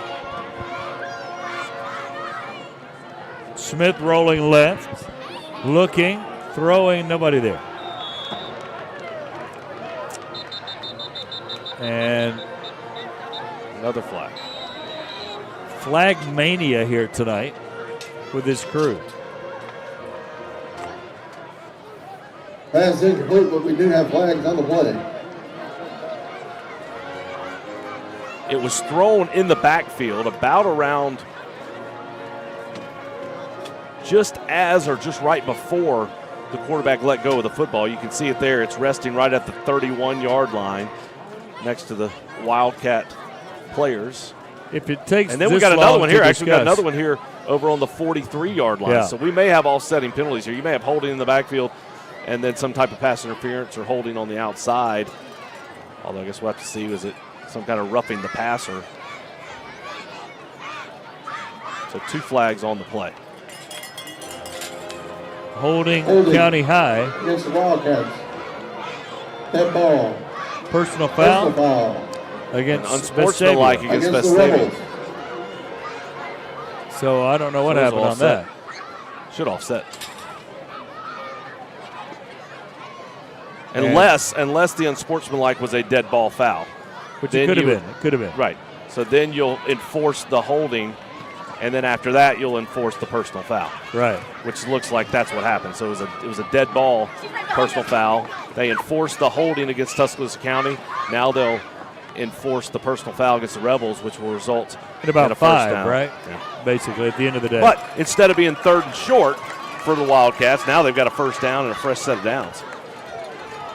So Cross Tonsmeyer coming in, and Gardner coming back in. Denenberg going out. What will result in Northport Power Equipment first down, 1st and 10 Wildcats. So after all that, minute 5 to go. Smith looking, throws it outside, and that's about a 2-yard gain. So the clock stops, but if they want to, you'll give them a 2-yard gain if that's what they want to take. Yeah. For Tuscaloosa County, you're trying to get something going. Can I get some kind of momentum, some kind of points here before the half? They like those out routes because that gets them out of bounds. It's an easy completion, typically. But maybe they run an out and up, or maybe they take a shot. They've tried to throw a couple of post routes, but it's just been really well defended by Vestavia safeties. Right now, Vestavia has 3 safeties back. Smith looking, blocked by Jordan Ross. They're chasing for it, but Smith's pass is batted Ross has down. to go get the ball now all the way in the end zone. Waved at the band while he was down there as well. Good pressure by Jordan Ross. You can't get there. He's about to throw. Jump! And he got it and batted it down. And I love the effort by Jordan Ross. Didn't hear a whistle. Third down. You run and you play until the whistle. And so he sprinted to the whistle and then very politely went and got the football after it hit off his foot. 3rd down and 8. So now Tuscaloosa County's in one of those tough situations. Vestavia still has 3 timeouts. So 53 seconds. Depending on what happens, I would expect Coach Evans to call a timeout and try to get another offensive possession here. And now Jordan Ross jumps off sides. That's going to make this 3rd down attempt a little shorter for the Wildcats. Yeah. Ball. Offside. Aggressiveness is important. Aggressiveness is what allows you to make really big plays sometimes, but sometimes you get a little too aggressive and it costs your team 5 yards. Still 3rd down. 3rd down and a long 3. Football just shy of the 50, about the 48. They've got to get to the 48 or so of Vestavia. 53 seconds to go. Smith going deep, nobody there. That's an easy pick for Boucher. So Vestavia gets the ball at the 27-yard line. Boucher with the interception, and that was pretty easy as well. Vestavia had 3 safeties in the game. It looked as if Boucher was running that route. He had man coverage underneath. Officials will mark it at the 30. With Caden Daniels, Shea, the safety, rolls over the top. That ball was just thrown up as a prayer by Braden Smith, and the Rebels come up with the interception. So now for Vestavia, 45 seconds left. You're on your own 27-yard line, but you have 3 timeouts. So you can still move the ball. You got to be smart, you got to be quick, but you have time with those timeouts. 24-0 Vestavia. Wide receiver screen over the middle. Mollison's got plenty of room up to the 41-yard line. And here go the Rebels as they put the pedal to the metal. Clock stops at 39 seconds while the chains move. Vestavia back up to the line of scrimmage. Clock has started already. Whoa, wow. And a Rebel first down. And that started quick. They wasted about 10 seconds as the clock started. John Paul Head, boy, he threw that way too far. Mollison was behind the defenders. Head's pass incomplete, intended for number 11. That one was thrown on a line by John Paul Head. He was getting some pressure in the backfield, which I think made him throw it a little quicker than maybe he wanted to. But that's one of those you'd like to put a little air under and allow Mollison to run underneath. Mollison heads to the sidelines to take a break. He threw it on a line, didn't he? On that last play, they moved the chains. The clock stopped, but the official was still standing over the football when the clock started back, so it started back pretty quickly. Chase Webb has it, trying to run forward to the 48-yard line. Had one block out there. Keon Richardson, a timeout Vestavia with 15 seconds to go here in the first half. Nice catch by Webb, and you like that play. Don't try to dance. You only have so much time left in this second quarter. Just get north and south, get what you can get, and then go down. You don't have time to dance too far around. So that gets Vestavia up to the 48-yard line. Still have 2 timeouts. I think what you're going to have to do here is you got to take a shot over the middle. Try to get down at least where maybe you get one completion, get in field goal range to where you could call a timeout, take a shot to the end zone. If you get it, great. If you don't, you have an opportunity to kick a field goal. The other thing you can do is you can try to run another out route because those have been open almost all night long. Take the 10 yards. And they're giving you plenty of cushion. Get out of bounds and then do it again and see if you can do it a couple times before you have to take a shot to the end zone. So 3rd down and 3. Hey, Coach, halftime, if Hunter's hit you, guess what? You're looking for Chick-fil-A. Check them out. But I like how Vestavia started this drive. The first play they ran a little wide receiver screen, slip screen that had a chance to break. Instead, it got them going, got some momentum going. Now 15 seconds left. They're trying to see if they can probably need about 25 more yards to be in field goal range. Plenty of cushion by the Cats. Head going deep, and Webb tripped or got pushed down. Or that's Mollison over there. Yeah, Mollison got tangled up with the cornerback trying to get down the field, but just actually went out of bounds. So even had he somehow gotten his hands on that football, it would have been nullified because he went out of bounds and would have been the first to touch it. So second down for the Rebs. Excuse me. Fourth down for the Rebels. So Vestavia got to decide what they want to do here. We'll see if they go or they do a little pooch kick. Yep, and they'll pooch it away. No chance here. And John Paul's done this a few times in some games. Not as successful as normal, but good enough to get the job done with 2.2 seconds to go. A lot of times stats may or may not tell the story of the game. Tonight they do. You look at total yards. Vestavia, 304 yards of total offense. Tuscaloosa County, only 29 yards of offense in that entire first half. Just a incredible performance by this Vestavia defense, flying around, making plays, and not allowing Tuscaloosa County to do anything. Obviously, Tuscaloosa County playing without their star running back, the Miami commit Kevin Riley. He has not played in this ballgame.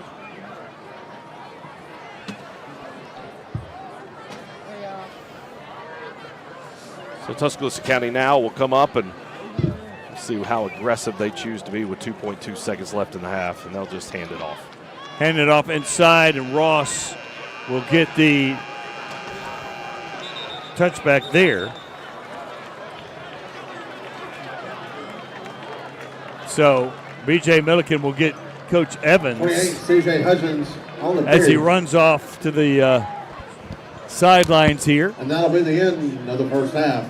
And we will have Robert at the half, 24-0. 24-0 here at the half, and it really could be worse. To your point, 309 to 24 yards, 32 yards now with that last play. And BJ has Robert as he heads into the locker room. BJ. Coach overcame some early offensive mistakes, but took the game over in the second quarter. Yeah, I mean, we lost Bruce on the opening kickoff, and he's a major cog to our offense. He's kind of a queen of the chessboard where he's a running back, he's a tight end, he's a receiver, can play wildcat quarterback, and so you're kind of scrambling. And that's why you practice, but it took us a while to kind of find some rhythm. We had the fumble. That's disappointing down here on the 5, and just played some sloppy and had some dumb penalties, but it's teachable moments, and thankful to be up 24-0, but we still got to come out and play the second half. Thanks, Coach. Thank you. All right, Robert Evans there with the talk, and he'll go into the locker room to talk more with the Rebels as well. Vestavia band about to perform. We'll take a quick break. You're watching the Rebel Nation Sports Network. Renew and refresh. JH Outback focuses on strengthening family bonds with spouses, parents, and children to help in spiritual growth and life purpose. Join us for a fun-filled weekend together in an undistracted environment, enjoying the outdoors with great food, entertainment, and live music. JH Outback. Renew and refresh. You have to pay taxes. Ugh. It's just part of life. In the great state of Alabama, we have an awesome thing in our tax code called the Alabama Accountability Act, which allows you to redirect up to 100% of your state taxes to Scholarship for Kids, a scholarship granting organization that benefits partner schools like Restoration Academy. It's a no-brainer. Use your tax money for something that will make a huge impact at no cost to you. For more information, go to choosera.org.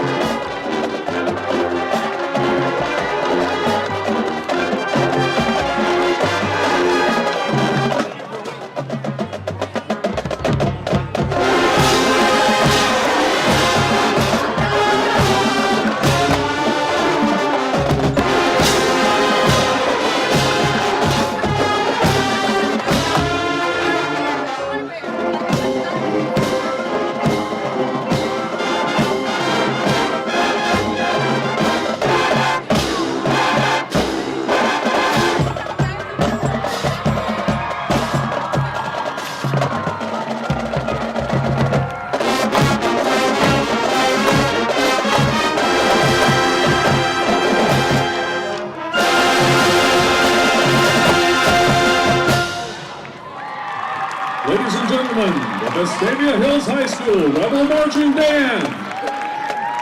Color guard sponsors are Miss Erin Bierman and Great job by the Rebels, as usual, on the band. As good as the football team, which is playoff-type performances. The score at the half, Vestavia 24 and Tuscaloosa County nothing. You're watching the Rebel Nation Sports Network. Renew and refresh. JH Outback focuses on strengthening family bonds with spouses, parents, and children to help in spiritual growth and life purpose. Join us for a fun-filled weekend together in an undistracted environment, enjoying the outdoors with great food, entertainment, and live music. JH Outback. Renew and refresh. You have to pay taxes. Ugh. It's just part of life. In the great state of Alabama, we have an awesome thing in our tax code called the Alabama Accountability Act, which allows you to redirect up to 100% of your state taxes to Scholarship for Kids, a scholarship granting organization that benefits partner schools like Restoration Academy. It's a no-brainer. Use your tax money for something that will make a huge impact at no cost to you. For more information, go to choosera.org. Are you sure about the air you breathe at home?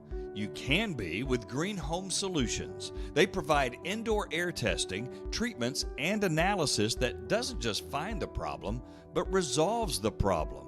Disinfection, mold remediation, and odor removal creates clean indoor air so your family breathes easier. Call Green Home Solutions at 205-968-1425.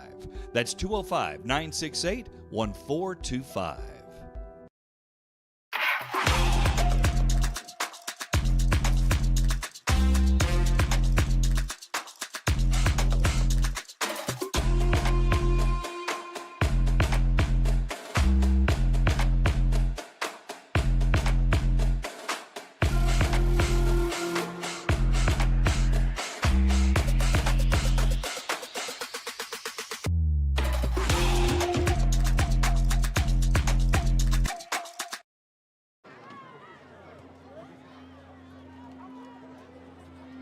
Now time for the Tuscaloosa County Band. Scott Griffin, Chad Pilcher here at the half, 24-0. Vestavia in control and really should be in more control. We'll have some numbers coming up in just a few minutes here. We'll watch a little bit of the Wildcat Band.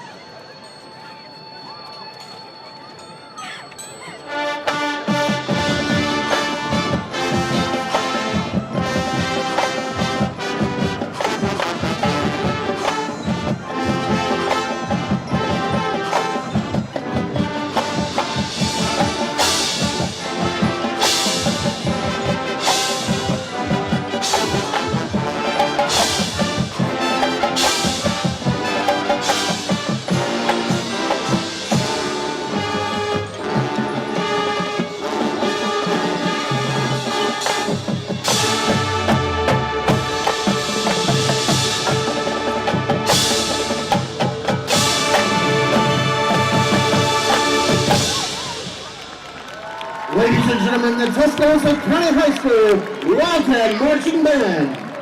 Band directors are Nick McDonald and Emily Gray. Dancers. Good look at the Tuscaloosa County Band. We'll take a 2-minute break, come back with the second half kick. You're watching the Rebel Nation Sports Network. Alex Jacobs.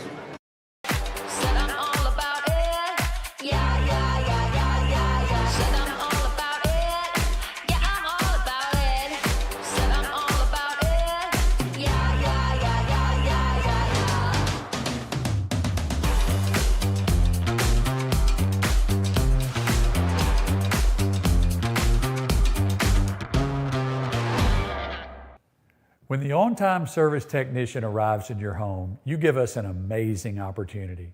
The opportunity to earn your trust, to arrive at your home on time, to fix the problem in your home, and to never sell you something you don't need.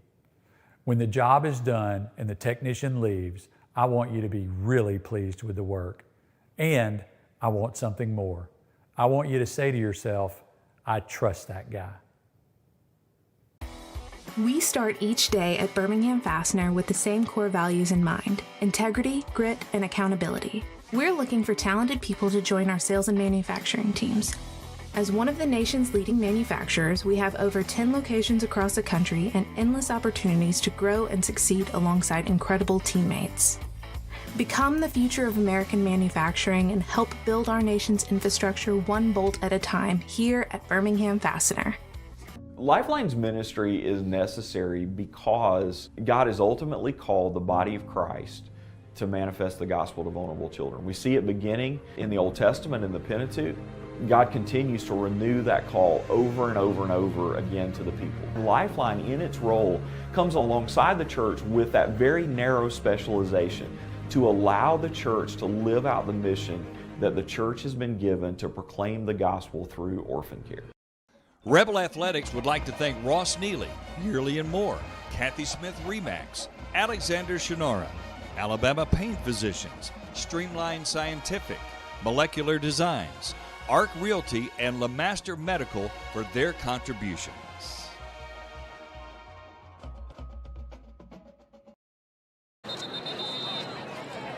All At right, this time, we'd like welcome to thank back some additional sponsors for our game to the day. half here. Scott Those Griffith, sponsors Chad are Pilcher. PSAP, Some of the Bail numbers Agency, there are very Astronomics, just proportionate to Northport the Storage, side of the and Rebels tonight. Oasis. 10 times more yards Thank you almost for the always Rebels. for your 304 yards of total County offense High for football. Vestavia, 32 yards of total offense for Tuscaloosa County. Just phenomenal what the defense has done.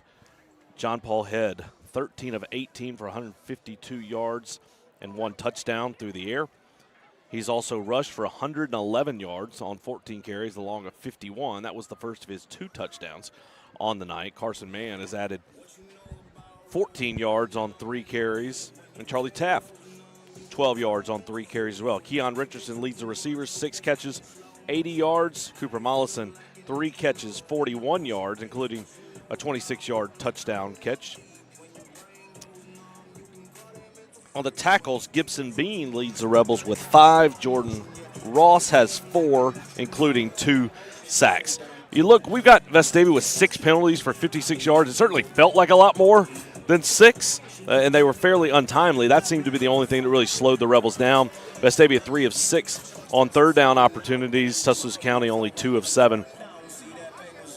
Vestavia also has 3 tackles for loss for a total of 7 yards. Been great field position for Vestavia. The average drive starting is on the 38-yard line. And we saw several drives in a row where Vestavia was starting near midfield. That's really what got them going. So just a really good half for the Rebels. They've done what they needed to do. They've controlled the game. So now we'll see how much of the starters play here in the second half. You probably want to come out, get a stop, maybe get another score, and then you let a lot of guys get into the football game and play. No doubt about it. And you certainly want John Paul Head not to take many hits. Get the young guy Robertson in there, maybe Tapp at quarterback. Take a look at him and just see what happens on that as well. And we apologize for the PA system being right above us. It's just the way it is. Life on the road, you do the best you can. Simpson will kick it away here as we begin the third quarter. Simpson with a kick.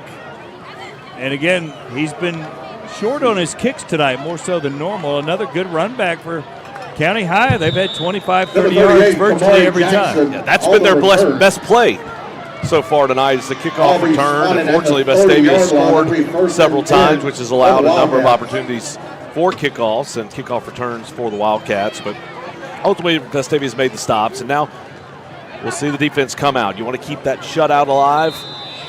Last week, Tuscaloosa County was shut out 39-0 against Thompson. So we'll see if Vestavia can make it back-to-back for the Wildcats. Smith back at quarterback. Hutchins is his running back. Vestavia with their normal starters. Hutchins inside, and he's stopped. Caden Daniels coming up hard as a cornerback. Also Gibson, Grayson Bruno as well. Daniels has been aggressive since he's come back. He's looked really good. He's been really sharp, flying around, and done a good job just playing football. And that's what I think this defense has done. It's really gelled to the point that these guys are playing well together. You look at that defense. That's not a huge size up front. You know, you're not going to just out-athlete anybody, but you're going to be in the right spot, and you're going to make tackles. And then every once in a while, Jordan Ross is going to do something spectacular. Harrison Faust up there, look at 32. Is he 200 pounds at all? But he's really been productive and one of the tougher players there in a two-point stance as defensive tackle. Handoff, Hutchins going nowhere. Watson is there just plugging that hole once again like the man he is. A lot of colleges will be wanting to know about number 42, I think. Continuing just constantly around the football and making plays, and that's the thing. You can't do anything about your size. You can work on your speed, but if you're just instinctual, if you study, if you're prepared, and you know where the ball's going, it sure makes it a lot easier to make big plays if you understand what the offense is trying to do. You understand the defensive calls and where you need to be, and that goes into preparation, that goes into football smarts. Those are the kind of things you can't teach, but you certainly can study and prepare, and he certainly does that. 3rd down and 9. Smith rolling, throws it, and not there. On the coverage was Gibson Bean, so a 3-and-out for County High to start this third quarter. And Tuscaloosa County just has not been able to get a big completion down the field. They're now 4 of 11 through the air, throwing the football, just nothing doing in the passing game at all. Good look at Charlie Tapp there, the return man for the Rebels, as County High will kick it away.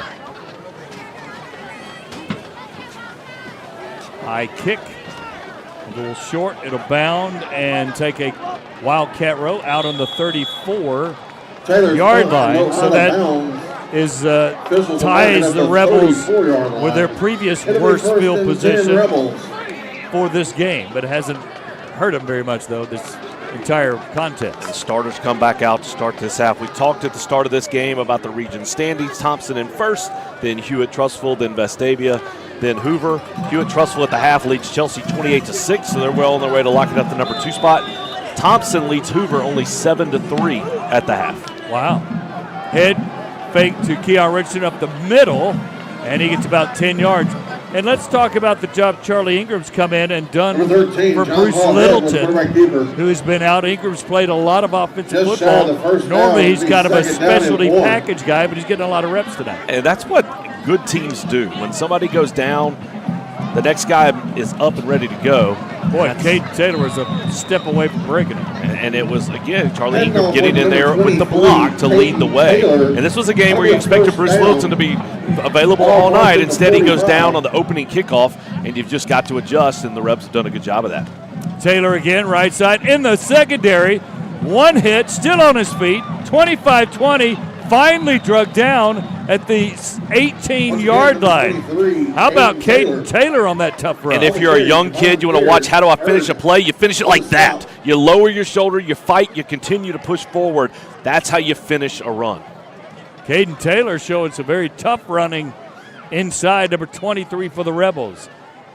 Head fakes it to him this time. He's got an easy touchdown around the left end, and that will make it 30-0. Vestavia Head with his 3rd rushing touchdown tonight. So if you're Tuscaloosa County, you go in at the half, your coach Adam Weingarten, you tell him, hey guys, come out, let's get something going offensively, and let's get a stop defensively, and maybe something will happen. Instead, they go 3-and-out offensively. Vestavia does a great job of moving the ball on the ground on this drive and finished off with that John Paul Head touchdown run, his 3rd of the night. 8:48 to go in the third quarter, and they'll do the conventional extra point with Owen Simpson again. Ingram with the snap, the hold, it's good again. 31-0 Rebels. We'll take a break. You're watching the Rebel Nation Sports Network. County High 0, Rebels. We start each day at Birmingham Fastener with the same core values in mind: integrity, grit, and accountability. We're looking for talented people to join our sales and manufacturing teams.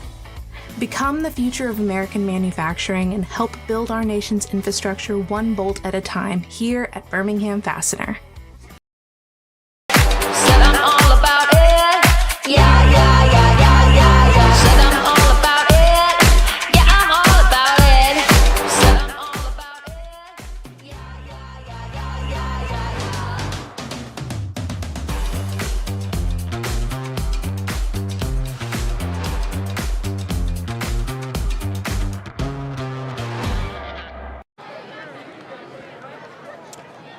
Welcome back to Wildcat Stadium. Scott Griffin, Chad Pilcher, B.J. Milliken, our great crew here.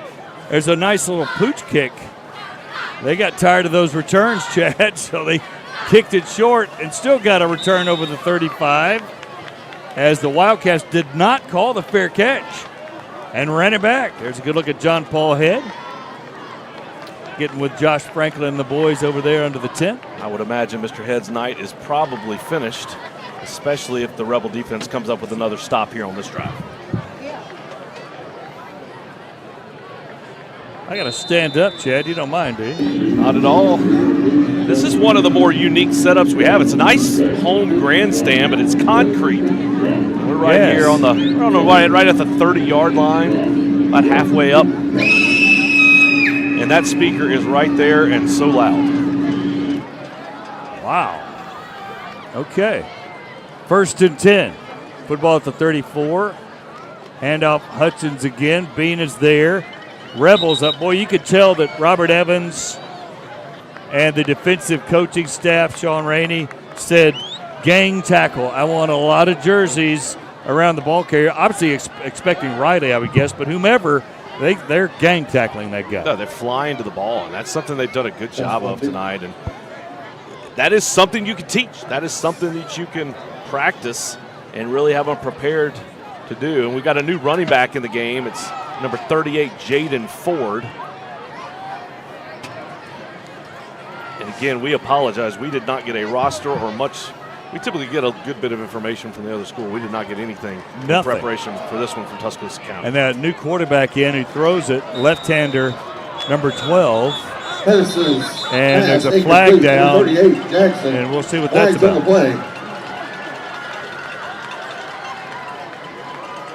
And it is roughing the passer on Vestavia. I didn't really see that. Let's take a look again. Oh, good grief! He was they hit him right when he threw bang, it. Yeah. Maybe he said he went a little bit high.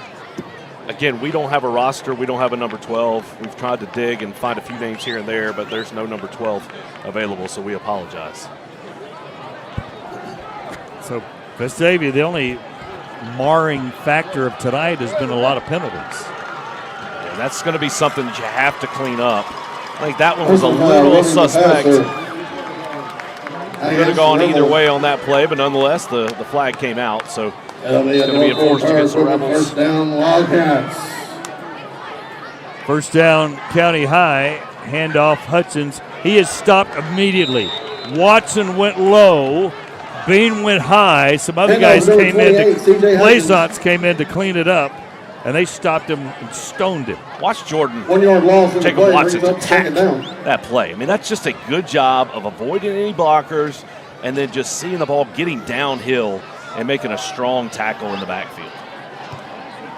2nd and 11. Second down 11 at County High. Although down 31-0, very content to take their time in between plays. Obviously, that was a strategy tonight, is can we try and keep the ball away from Vestavia? They have eaten up some clock. It's just Vestavia has scored so quickly in this ballgame every time they've gotten the ball offensively.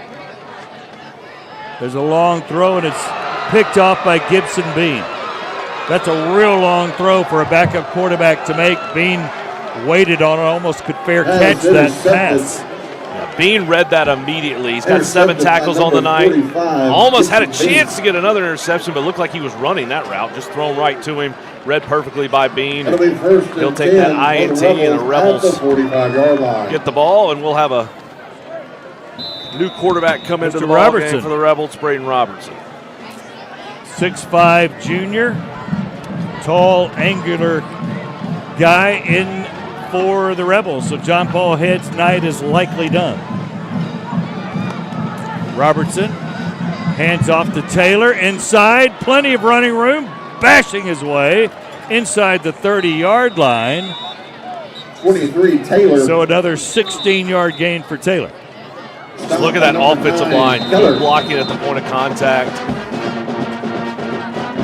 We've got a timeout on the field. That will result in a first down. We'll take a 45-second break. You're watching the Rebel Nation Sports Network. Timeout called, Wildcats.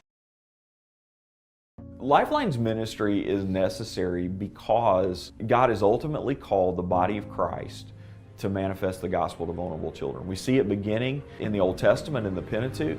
God continues to renew that call over and over and over again to the people. Lifeline, in its role, comes alongside the church with that very narrow specialization to allow the church to live out the mission that the church has been given to proclaim the gospel through orphan care. The on-time service technicians are really good, and Alabama homeowners agree. Before you call another home service company, check out our Google reviews. See the real feedback from real homeowners.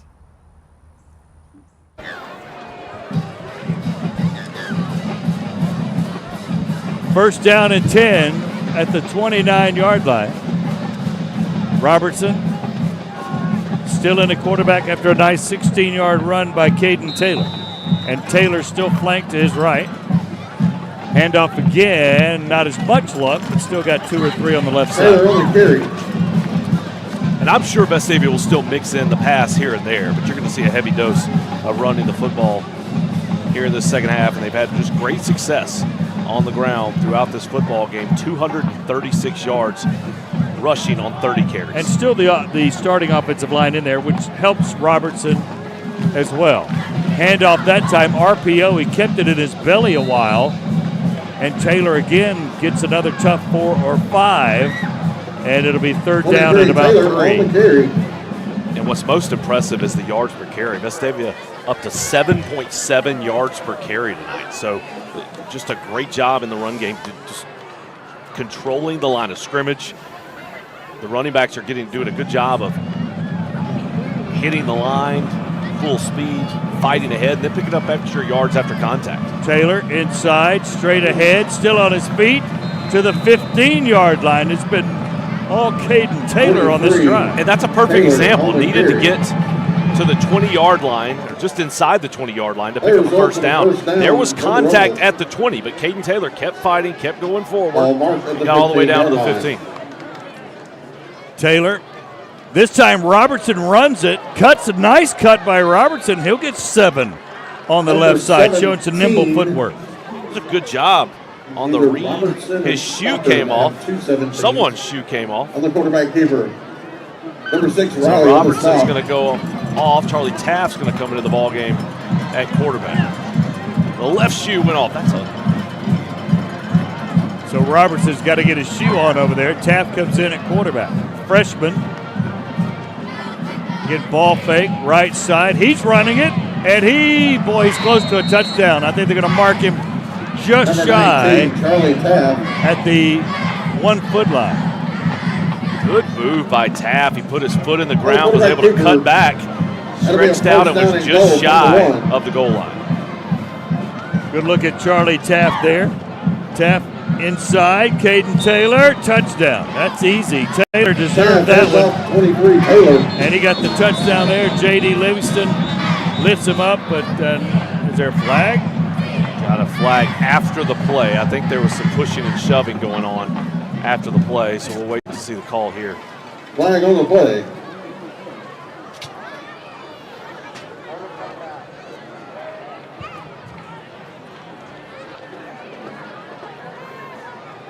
As the officials continue to talk about it.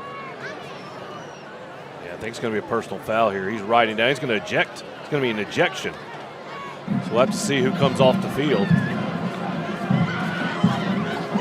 And he'll go talk to Adam Weingarten, the Tuscaloosa County coach. I don't know if somebody threw a punch or what, Chad. Yeah, it looked like he said threw a punch. He did? Well, I'm reading lips, so I don't know if that's accurate, but it looked like that's what he said. That would get you thrown out. That would absolutely. It's going to be number 98. It's a good night to not have people's names when that happens. Yeah. And 98 is heading to the sideline for Tuscaloosa County. And he looked like he was surprised at that. But they'll bring in the extra point team. Simpson. Robertson will hold it again as he's got his shoe back on now. Here's the announcement. Personal foul, dead ball against County High, and an ejection. Dead ball, personal foul against number 99, Hunter Montgomery. He has been ejected from the game. So Hunter Montgomery ejected from the game, and Vestavia will try to add point number 38 to tonight's game with 4:32 to go in the third. This is one where Vestavia really came out just from the get-go. Moved the ball offensively up and down the field. If not for the turnover early, would have gotten ugly a lot quicker. But instead, they've converted that PAT, moved to 38-0 in the third. We'll take a break. You're watching the Rebel Nation Sports Network. Are you sure about the air you breathe at home? You can be with Green Home Solutions. They provide indoor air testing, treatments, and analysis that doesn't just find the problem, but resolves the problem. Disinfection, mold remediation, and odor removal creates clean indoor air so your family breathes easier. Call Green Home Solutions at 205-968-1425. That's 205-968-1425.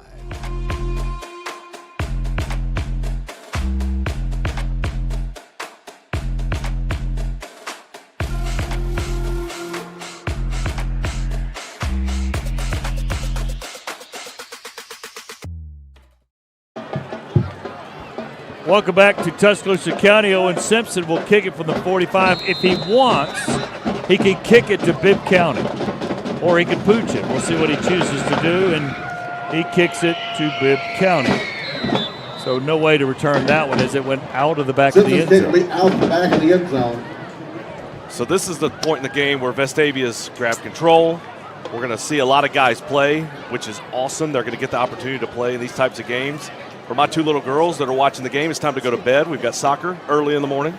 So Vestavia's just come out and really controlled the game. It's been a good performance, and that's 2 weeks in a row against opponents that you should beat, games that you should control, but they've done that, and they've come out and done not giving those teams a chance. Because in games like this, when you're the favorite, the only thing that goes wrong is if you make some mistakes, you let them sit around, you let them creep in. Or injuries.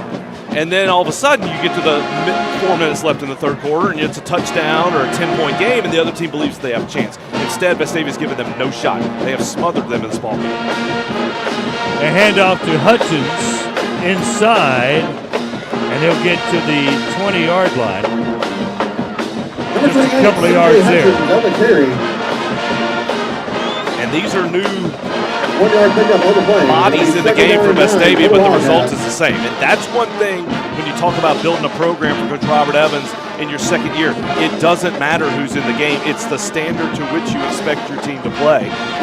And we'll see how that holds up here in the rest of this ball game. Rush Harper's in at linebacker area. John right there, number 49 at linebacker. Handoff Hutchins again.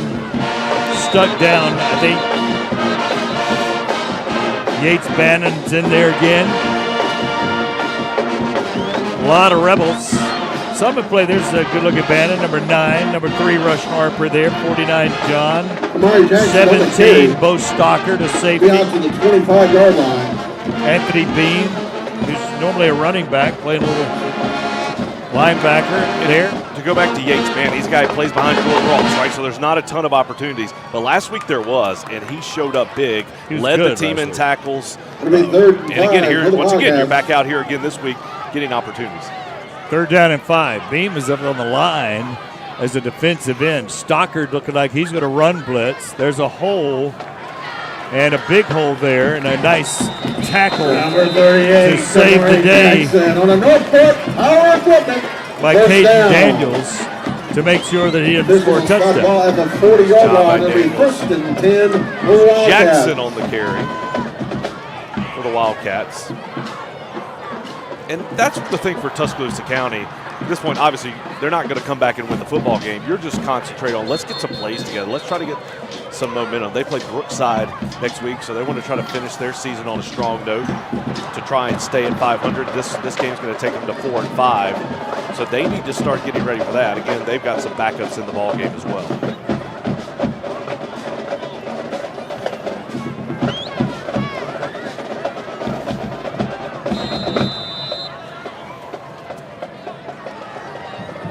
The bad snap having to fall on it as County High way behind at the 25-yard line. Every time something positive happens, then you get a bad snap. It hits the quarterback's hands, it hits the running back's hands. You just fall on it. So a big loss for the Wildcats. 2nd down, about 22. And they're still in no hurry. I mean, just taking their time, not going to change the approach. Under 2 minutes in the 3rd. Let that clock run.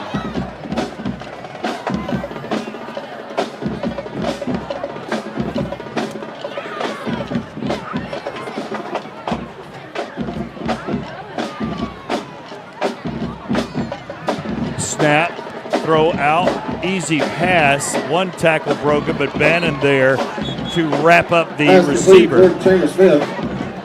And they'll get maybe 3 or 4 on that. B.J. Milliken is down on the sidelines, hanging out. B.J., what do you got? Yeah, I was talking to William Tonsmeyer, obviously a huge part of the Vestavia offense. He tells me that next week they're going to evaluate the injury to see if he plays against Helena on Thursday. If he does, it'll only be a few snaps just to kind of shake off some of the rust. Yeah. But he's definitely looking to come back that first week of the playoffs. That would be good. He told me the same thing last week. I kind of like that. Get 5 or 6 snaps. Get yourself back in it. What do you think, Chad? I think he would love to play next week. I think the coaches understand that the playoffs are more important. And so, sure, if he's 100% healthy, then yeah, you could run him back out there. I don't know if he'll be 100%. I don't know that he will be. And so an extra 7 days to give you an opportunity to rest up. And it's a short week. Exactly. It's a Thursday night game, which makes it a little quicker. Instead you'd get actually 8 days after that ball game to recoup and recover, and so that's obviously the goal. You got to be ready to go for the playoffs when it's obviously win or go home. We're running out with the 3rd quarter. The score 38-0 Vestavia. You're watching the Rebel Nation Sports Network. Renew and refresh. JH Outback focuses on strengthening family bonds with spouses, parents, and children to help in spiritual growth and life purpose. Join us for a fun-filled weekend together in an undistracted environment, enjoying the outdoors with great food, entertainment, and live music. JH Outback. Renew and refresh. You have to pay taxes. Ugh. It's just part of life. In the great state of Alabama, we have an awesome thing in our tax code called the Alabama Accountability Act, which allows you to redirect up to 100% of your state taxes to Scholarship for Kids, a scholarship granting organization that benefits partner schools like Restoration Academy. It's a no-brainer. Use your tax money for something that will make a huge impact at no cost to you. For more information, go to choosera.org. All right, welcome back to the Rebel Nation Sports Network. Scott Griffin and Chad Pilcher here as we get ready for the 4th quarter. Vestavia in control, 38-0 here tonight against the Wildcats. That would make them 7-2 on the year, ensure them you get a better winning record than you did last year. in the regular season, I should say. And a chance to go 8-2 with Helena coming in next week. Helena with a big game against Benjamin Russell tonight to try to win their region. County High to punt it away. Taft with the fair catch at the 36. And that's where the Rebels will come back for another offensive series. Looks like some backups are in now on the offensive line. You got Wesley Smith at center. Blake Smith of there, 61. Also Ben Midheim, 67. Townsend Tenney should be in there at a guard as well. So backups on the offensive line. The most recent score we have from Helena is Benjamin Russell leading 13-10 at the half. Wow, okay. If they win, it's a three-way tie. And you've got a whole mess of head-to-head because they've all beaten each other of the top three, and it's a mess. So figure it out next week. We talked about Thompson being 7-3 up on Hoover at halftime. Now in the third quarter, they're already up 21-3. So Thompson will get you. They just strike so fast. That's what makes them so dangerous. Robertson outside to Webb. Threw it at his feet a little bit. Still a little low. Number 2. Yeah, that would have been a tough down at Webb. 7. Yeah, got to go down. Harrison Heath also in the game at receiver. Third down.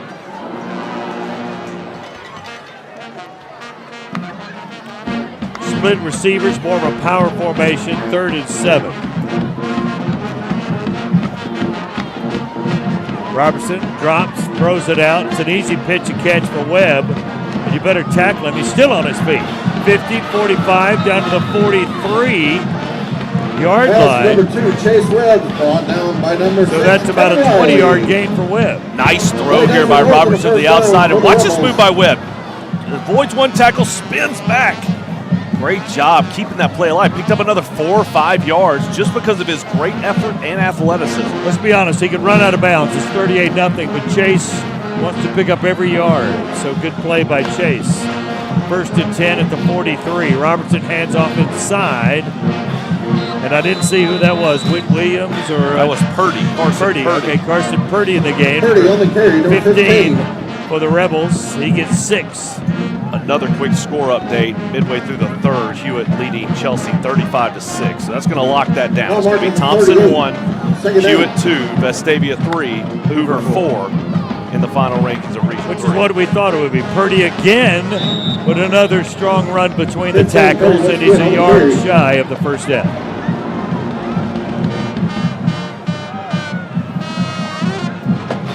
Backup offensive line doing a nice job here. 34. Yeah, they're doing a good job. It's all about taking advantage of those opportunities. Now Taft's going to come into the game at quarterback.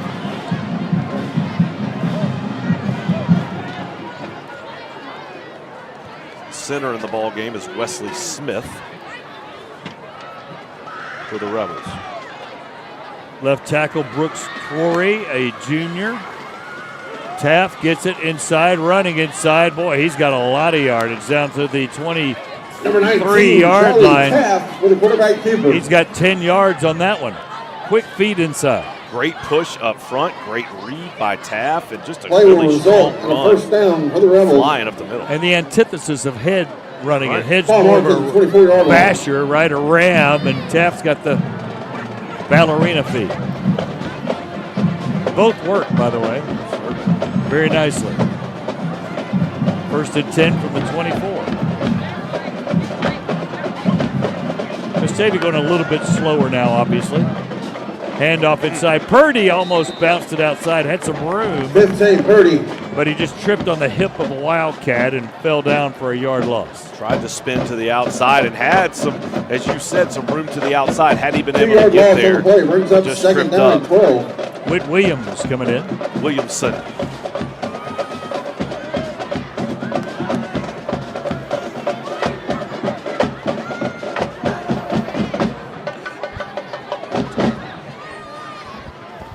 Second down and 12. 8:28 counting. And again, the Rebels kind of slowed things down a little bit. Ball fake. Tap. Left side. Got room. 30. Dancing. Cutting. down to the 17-yard line. So he picks up the lost yardage and adds 7, and it's 3rd and 3. It's a little uncomfortable for us up here calling the game when you have that dead space or dead time between the Vestavia plays. It's kind of hard. We're so used to being ready and having to get our words out as quickly as possible. Exactly. Now it's like, oh, yeah, we got to talk and fill this dead air. Yeah. Williams inside, and he is short. A couple of yards shy, so 4th down, they'll obviously go for it. And off with the number 41, Whit Williams. So Vestavia will keep the offense on the field and go. But Owen Simpson had a good night kicking the football. He had a field goal. I don't.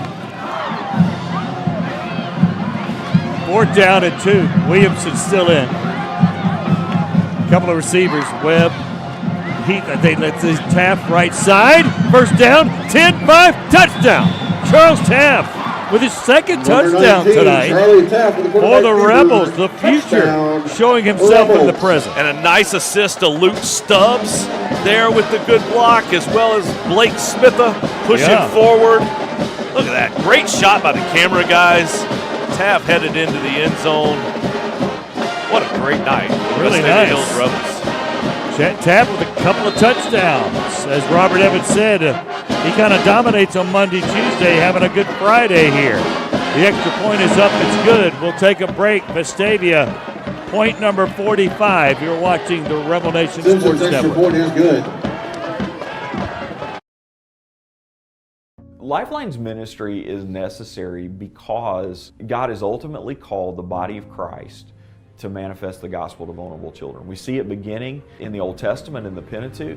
God continues to renew that call over and over and over again to the people. Lifeline, in its role, comes alongside the church with that very narrow specialization to allow the church to live out the mission that the church has been given to proclaim the gospel through orphan care. When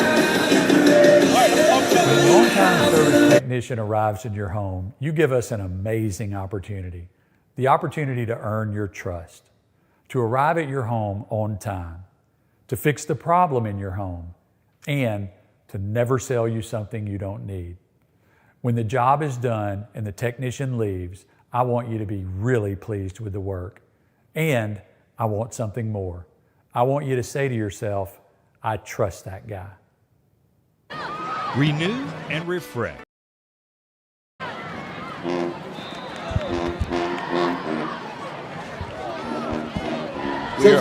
We are back. Owen Simpson puts it in the end zone for the touchback after Mason McDaniel kicked the extra point. Tuscaloosa County will come out on the field trailing 45-0. They're in their third. Head coach Adam Weingarten in his 3rd season here at Tuscaloosa County. He's won everywhere he's been. He spent 2 years at Hillcrest, Tuscaloosa. He was 3 years at Fairhope, 6 years at Auburn, where he played the 2020 state championship game. We'll talk about that in just a second. But his overall record, 116-47. He's been successful. His first year here at Tuscaloosa County, they were 1-9. Last year, they were 6-4. Just missed out on the playoffs. To Vestavia taking that spot. This year, taking a little step back. They're going to fall down to 4-5 after this game tonight. And for Coach Weingarten, you're just trying to get something going. He's made them better than they were when he got here, but haven't quite made that big step. And for Coach Weingarten, the big thing that a lot of people talk about in 2020, he's at Auburn High School. They're playing Thompson in the state championship game. Thompson had won the prior year. Auburn was up 29-18. 6-yard line. 28-19 with a minute and 18 seconds left. They had the ball. They took a knee several times, moved backwards rather than running the ball forward, trying to avoid some type of turnover, blocked punt, which ultimately resulted in a touchdown for Thompson, onside kick, and then field goal for Thompson to win. It's one of the craziest endings you've ever seen. Thompson players were crying, thought it was over, and then ultimately ended up winning to get back-to-back, and now they won 4 in a row. Jordan Scrabo in the game as a defensive back. He made that last tackle. Wildcats still running the football, content to run the football Number 38, and run clock. I think we got an update from BJ's got a score update down on the sideline. BJ? Across the 30 at the 31. The Austin Black Bears, who are likely to be our first-round playoff opponent, as they were last year, are up on Huntsville 45-18 in the 3rd quarter, so they're kind of cruising the way we are as well. Bob Jones is in first place in that region.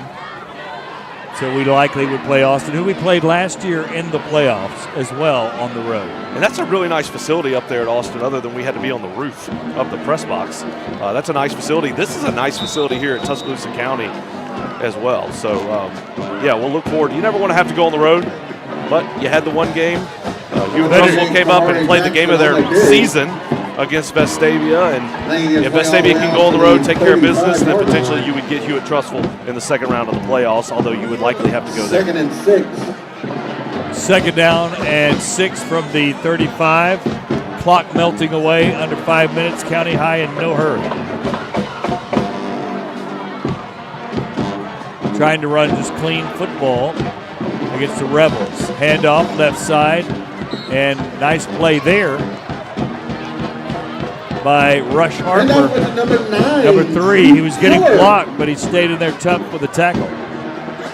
He's played some pretty good football when he's had a chance the last half of the season. And look, if you want to be a good defensive player, you have to learn how to shed blocks to be able to get off of it. That was a good job by Harper, taking that block on, getting rid of it, and then getting there to make the tackle.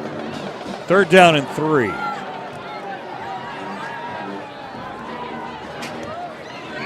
John Paul Head tonight with 152 yards.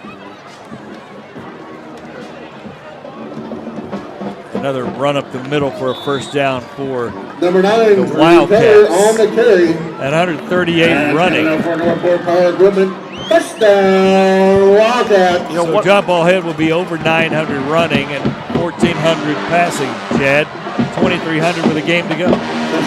Likely to go over 1,000 next week if he has his typical game.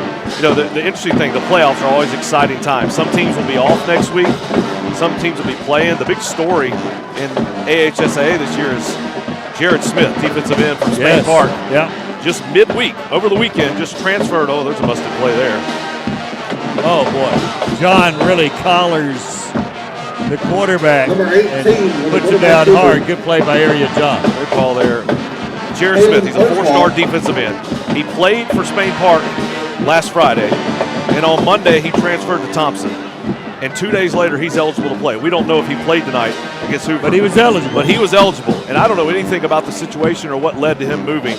But that move is legal under AHSAA rules, which I'm sure it was well-intentioned. But that is crazy. I mean, the only time you ever hear that. It seems wrong, right? It does. It absolutely does. Think about this situation. We were looking forward tonight to seeing Kevin Riley, a 4-star Miami commit, play running back for Tuscaloosa County. We have no idea why he didn't play.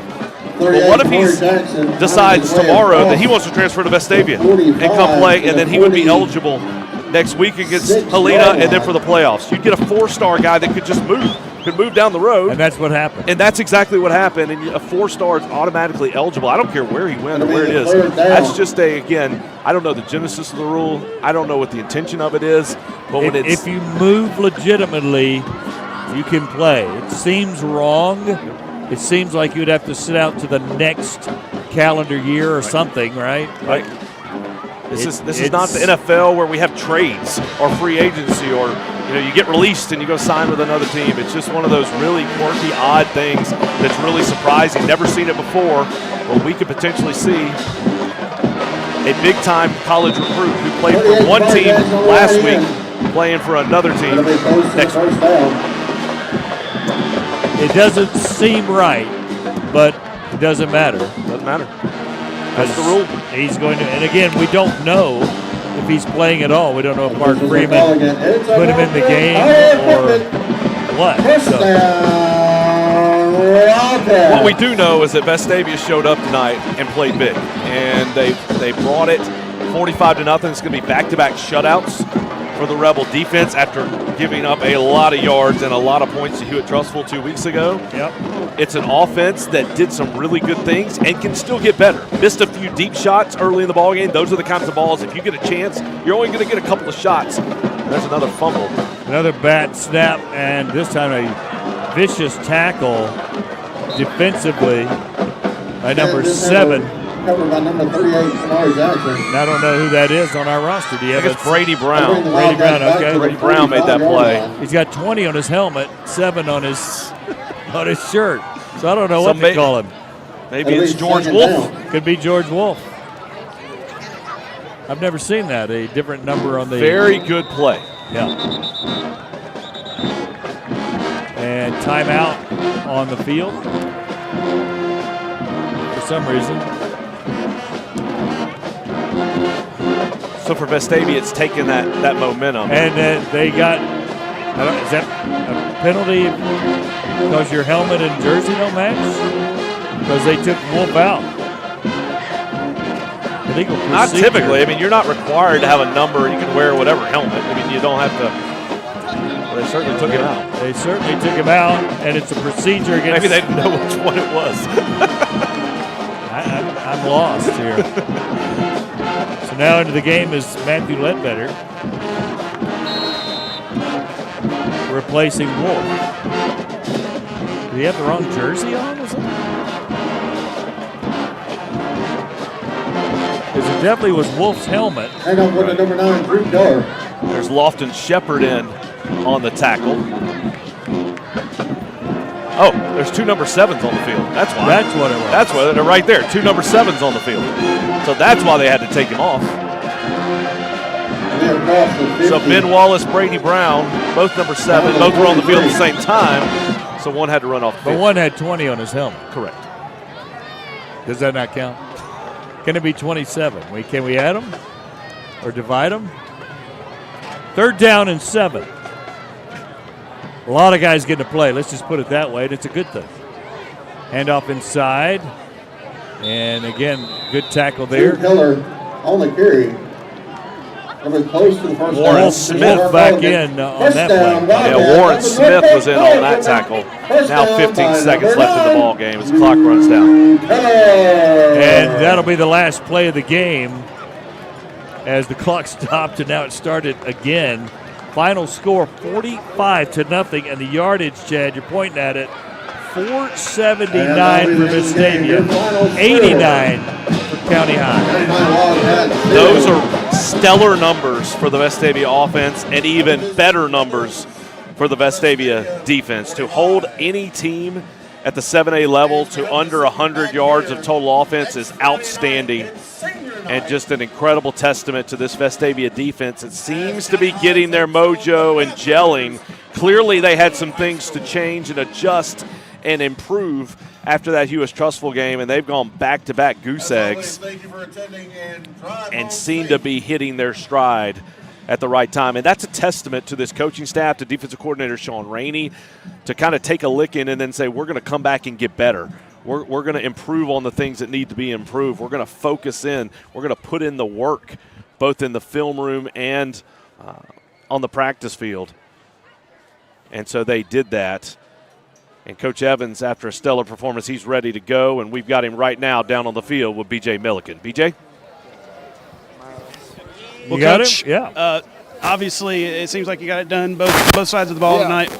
We played really well after the first quarter. I didn't like the way we came out in the first quarter, the turnover, but we played well. We played physical. We controlled the line of scrimmage, and when you control the line of scrimmage, you win. And for the most part, Bruce, we lost Bruce for probably a couple weeks, but we got a short week and a really good team coming in, and hopefully we can put on a good show before we head up to Austin. We mentioned it in the broadcast a little bit earlier, October, Breast Cancer Awareness Month. Obviously, you got the pink on the hat. The players have the pink on it. What does that mean to you? It means a lot. And really, Christmas Day this year, my mom was diagnosed or told me she had breast cancer. And so she's got a clean bill of health. But obviously, Myra does an awesome job throughout our organization promoting breast cancer awareness. And this is the one game where we wore pink, and our guys like it. And anytime you can have a cause and something greater than yourself, it's a good thing for high school sports, and I think Myra does an awesome job with that. And hit home this year for me, but thankful my mom is got a clean bill of health and doing well. We're glad about that too, Coach. Yes, sir. Congratulations on the win. Thank you very much. All right, Robert Evans there, and he'll talk to the team now. We got a little lucky there to get him beforehand. So, just in summation, really probably more dominant than I expected. I figured it would be a win and pretty big, but this was really a dominating performance. Coach talked about maybe started a little slower than he wanted to. The only thing I would point to is the turnover when they were going in. Could have potentially made it 14-0. but I think there's a ton to be pleased about. This is when you have to take and really launch. You want to be playing your best football at this time of year. And I just remember the contrast when you talk about that guy right there and what he's done for this program and where it was when he took over. It had back-to-back 4 and 6 seasons, hadn't made the playoffs in a while. He comes in, he makes the playoffs in year 1, and now you have a chance to go for 8 wins in the regular season next week. Just outstanding where this program is, what it's doing. A couple of injuries. Tonsmeyer maybe back next week, probably out until the playoffs. You just heard Littleton's out. So offensively, you've lost a few pieces. But if you can continue to get healthy, get those guys back, this team has a chance to make a run in the playoffs. No doubt about it. Rebels winning 45-0 in a dominating performance tonight. There's a good look at Jordan Ross, Keon Richardson walking off the field there for the Rebels. Great job by Chad, as always, my color commentator. Also, B.J. Milliken on the sidelines. Thanks to Mr. Young for helping us on the sidelines, sitting in for Fletcher Tubbs, who's out with sickness. Randy Mize on a color camera did a phenomenal job. Toby Carter on the play-by-play camera. Of course, behind the scenes, John Bersiglio, John Rocket always do a spectacular job as well, but set up and get us going here with slow motions and different things as well. So we appreciate everyone helping us out here on the Vestavia broadcast. Next week is Thursday night. Thursday night, 7 o'clock against Helena. And that, of course, will be at Buddy Anderson Field and Thompson Reynolds Stadium as we get ready for the playoffs the following week on NFHS Network. For this crew, we're going to get it going and wrap up stuff and pack it up and head home with a big smile on our face. The final again, Vestavia 45, Tuscaloosa County 0. You've been watching the Rebel Nation Sports Network.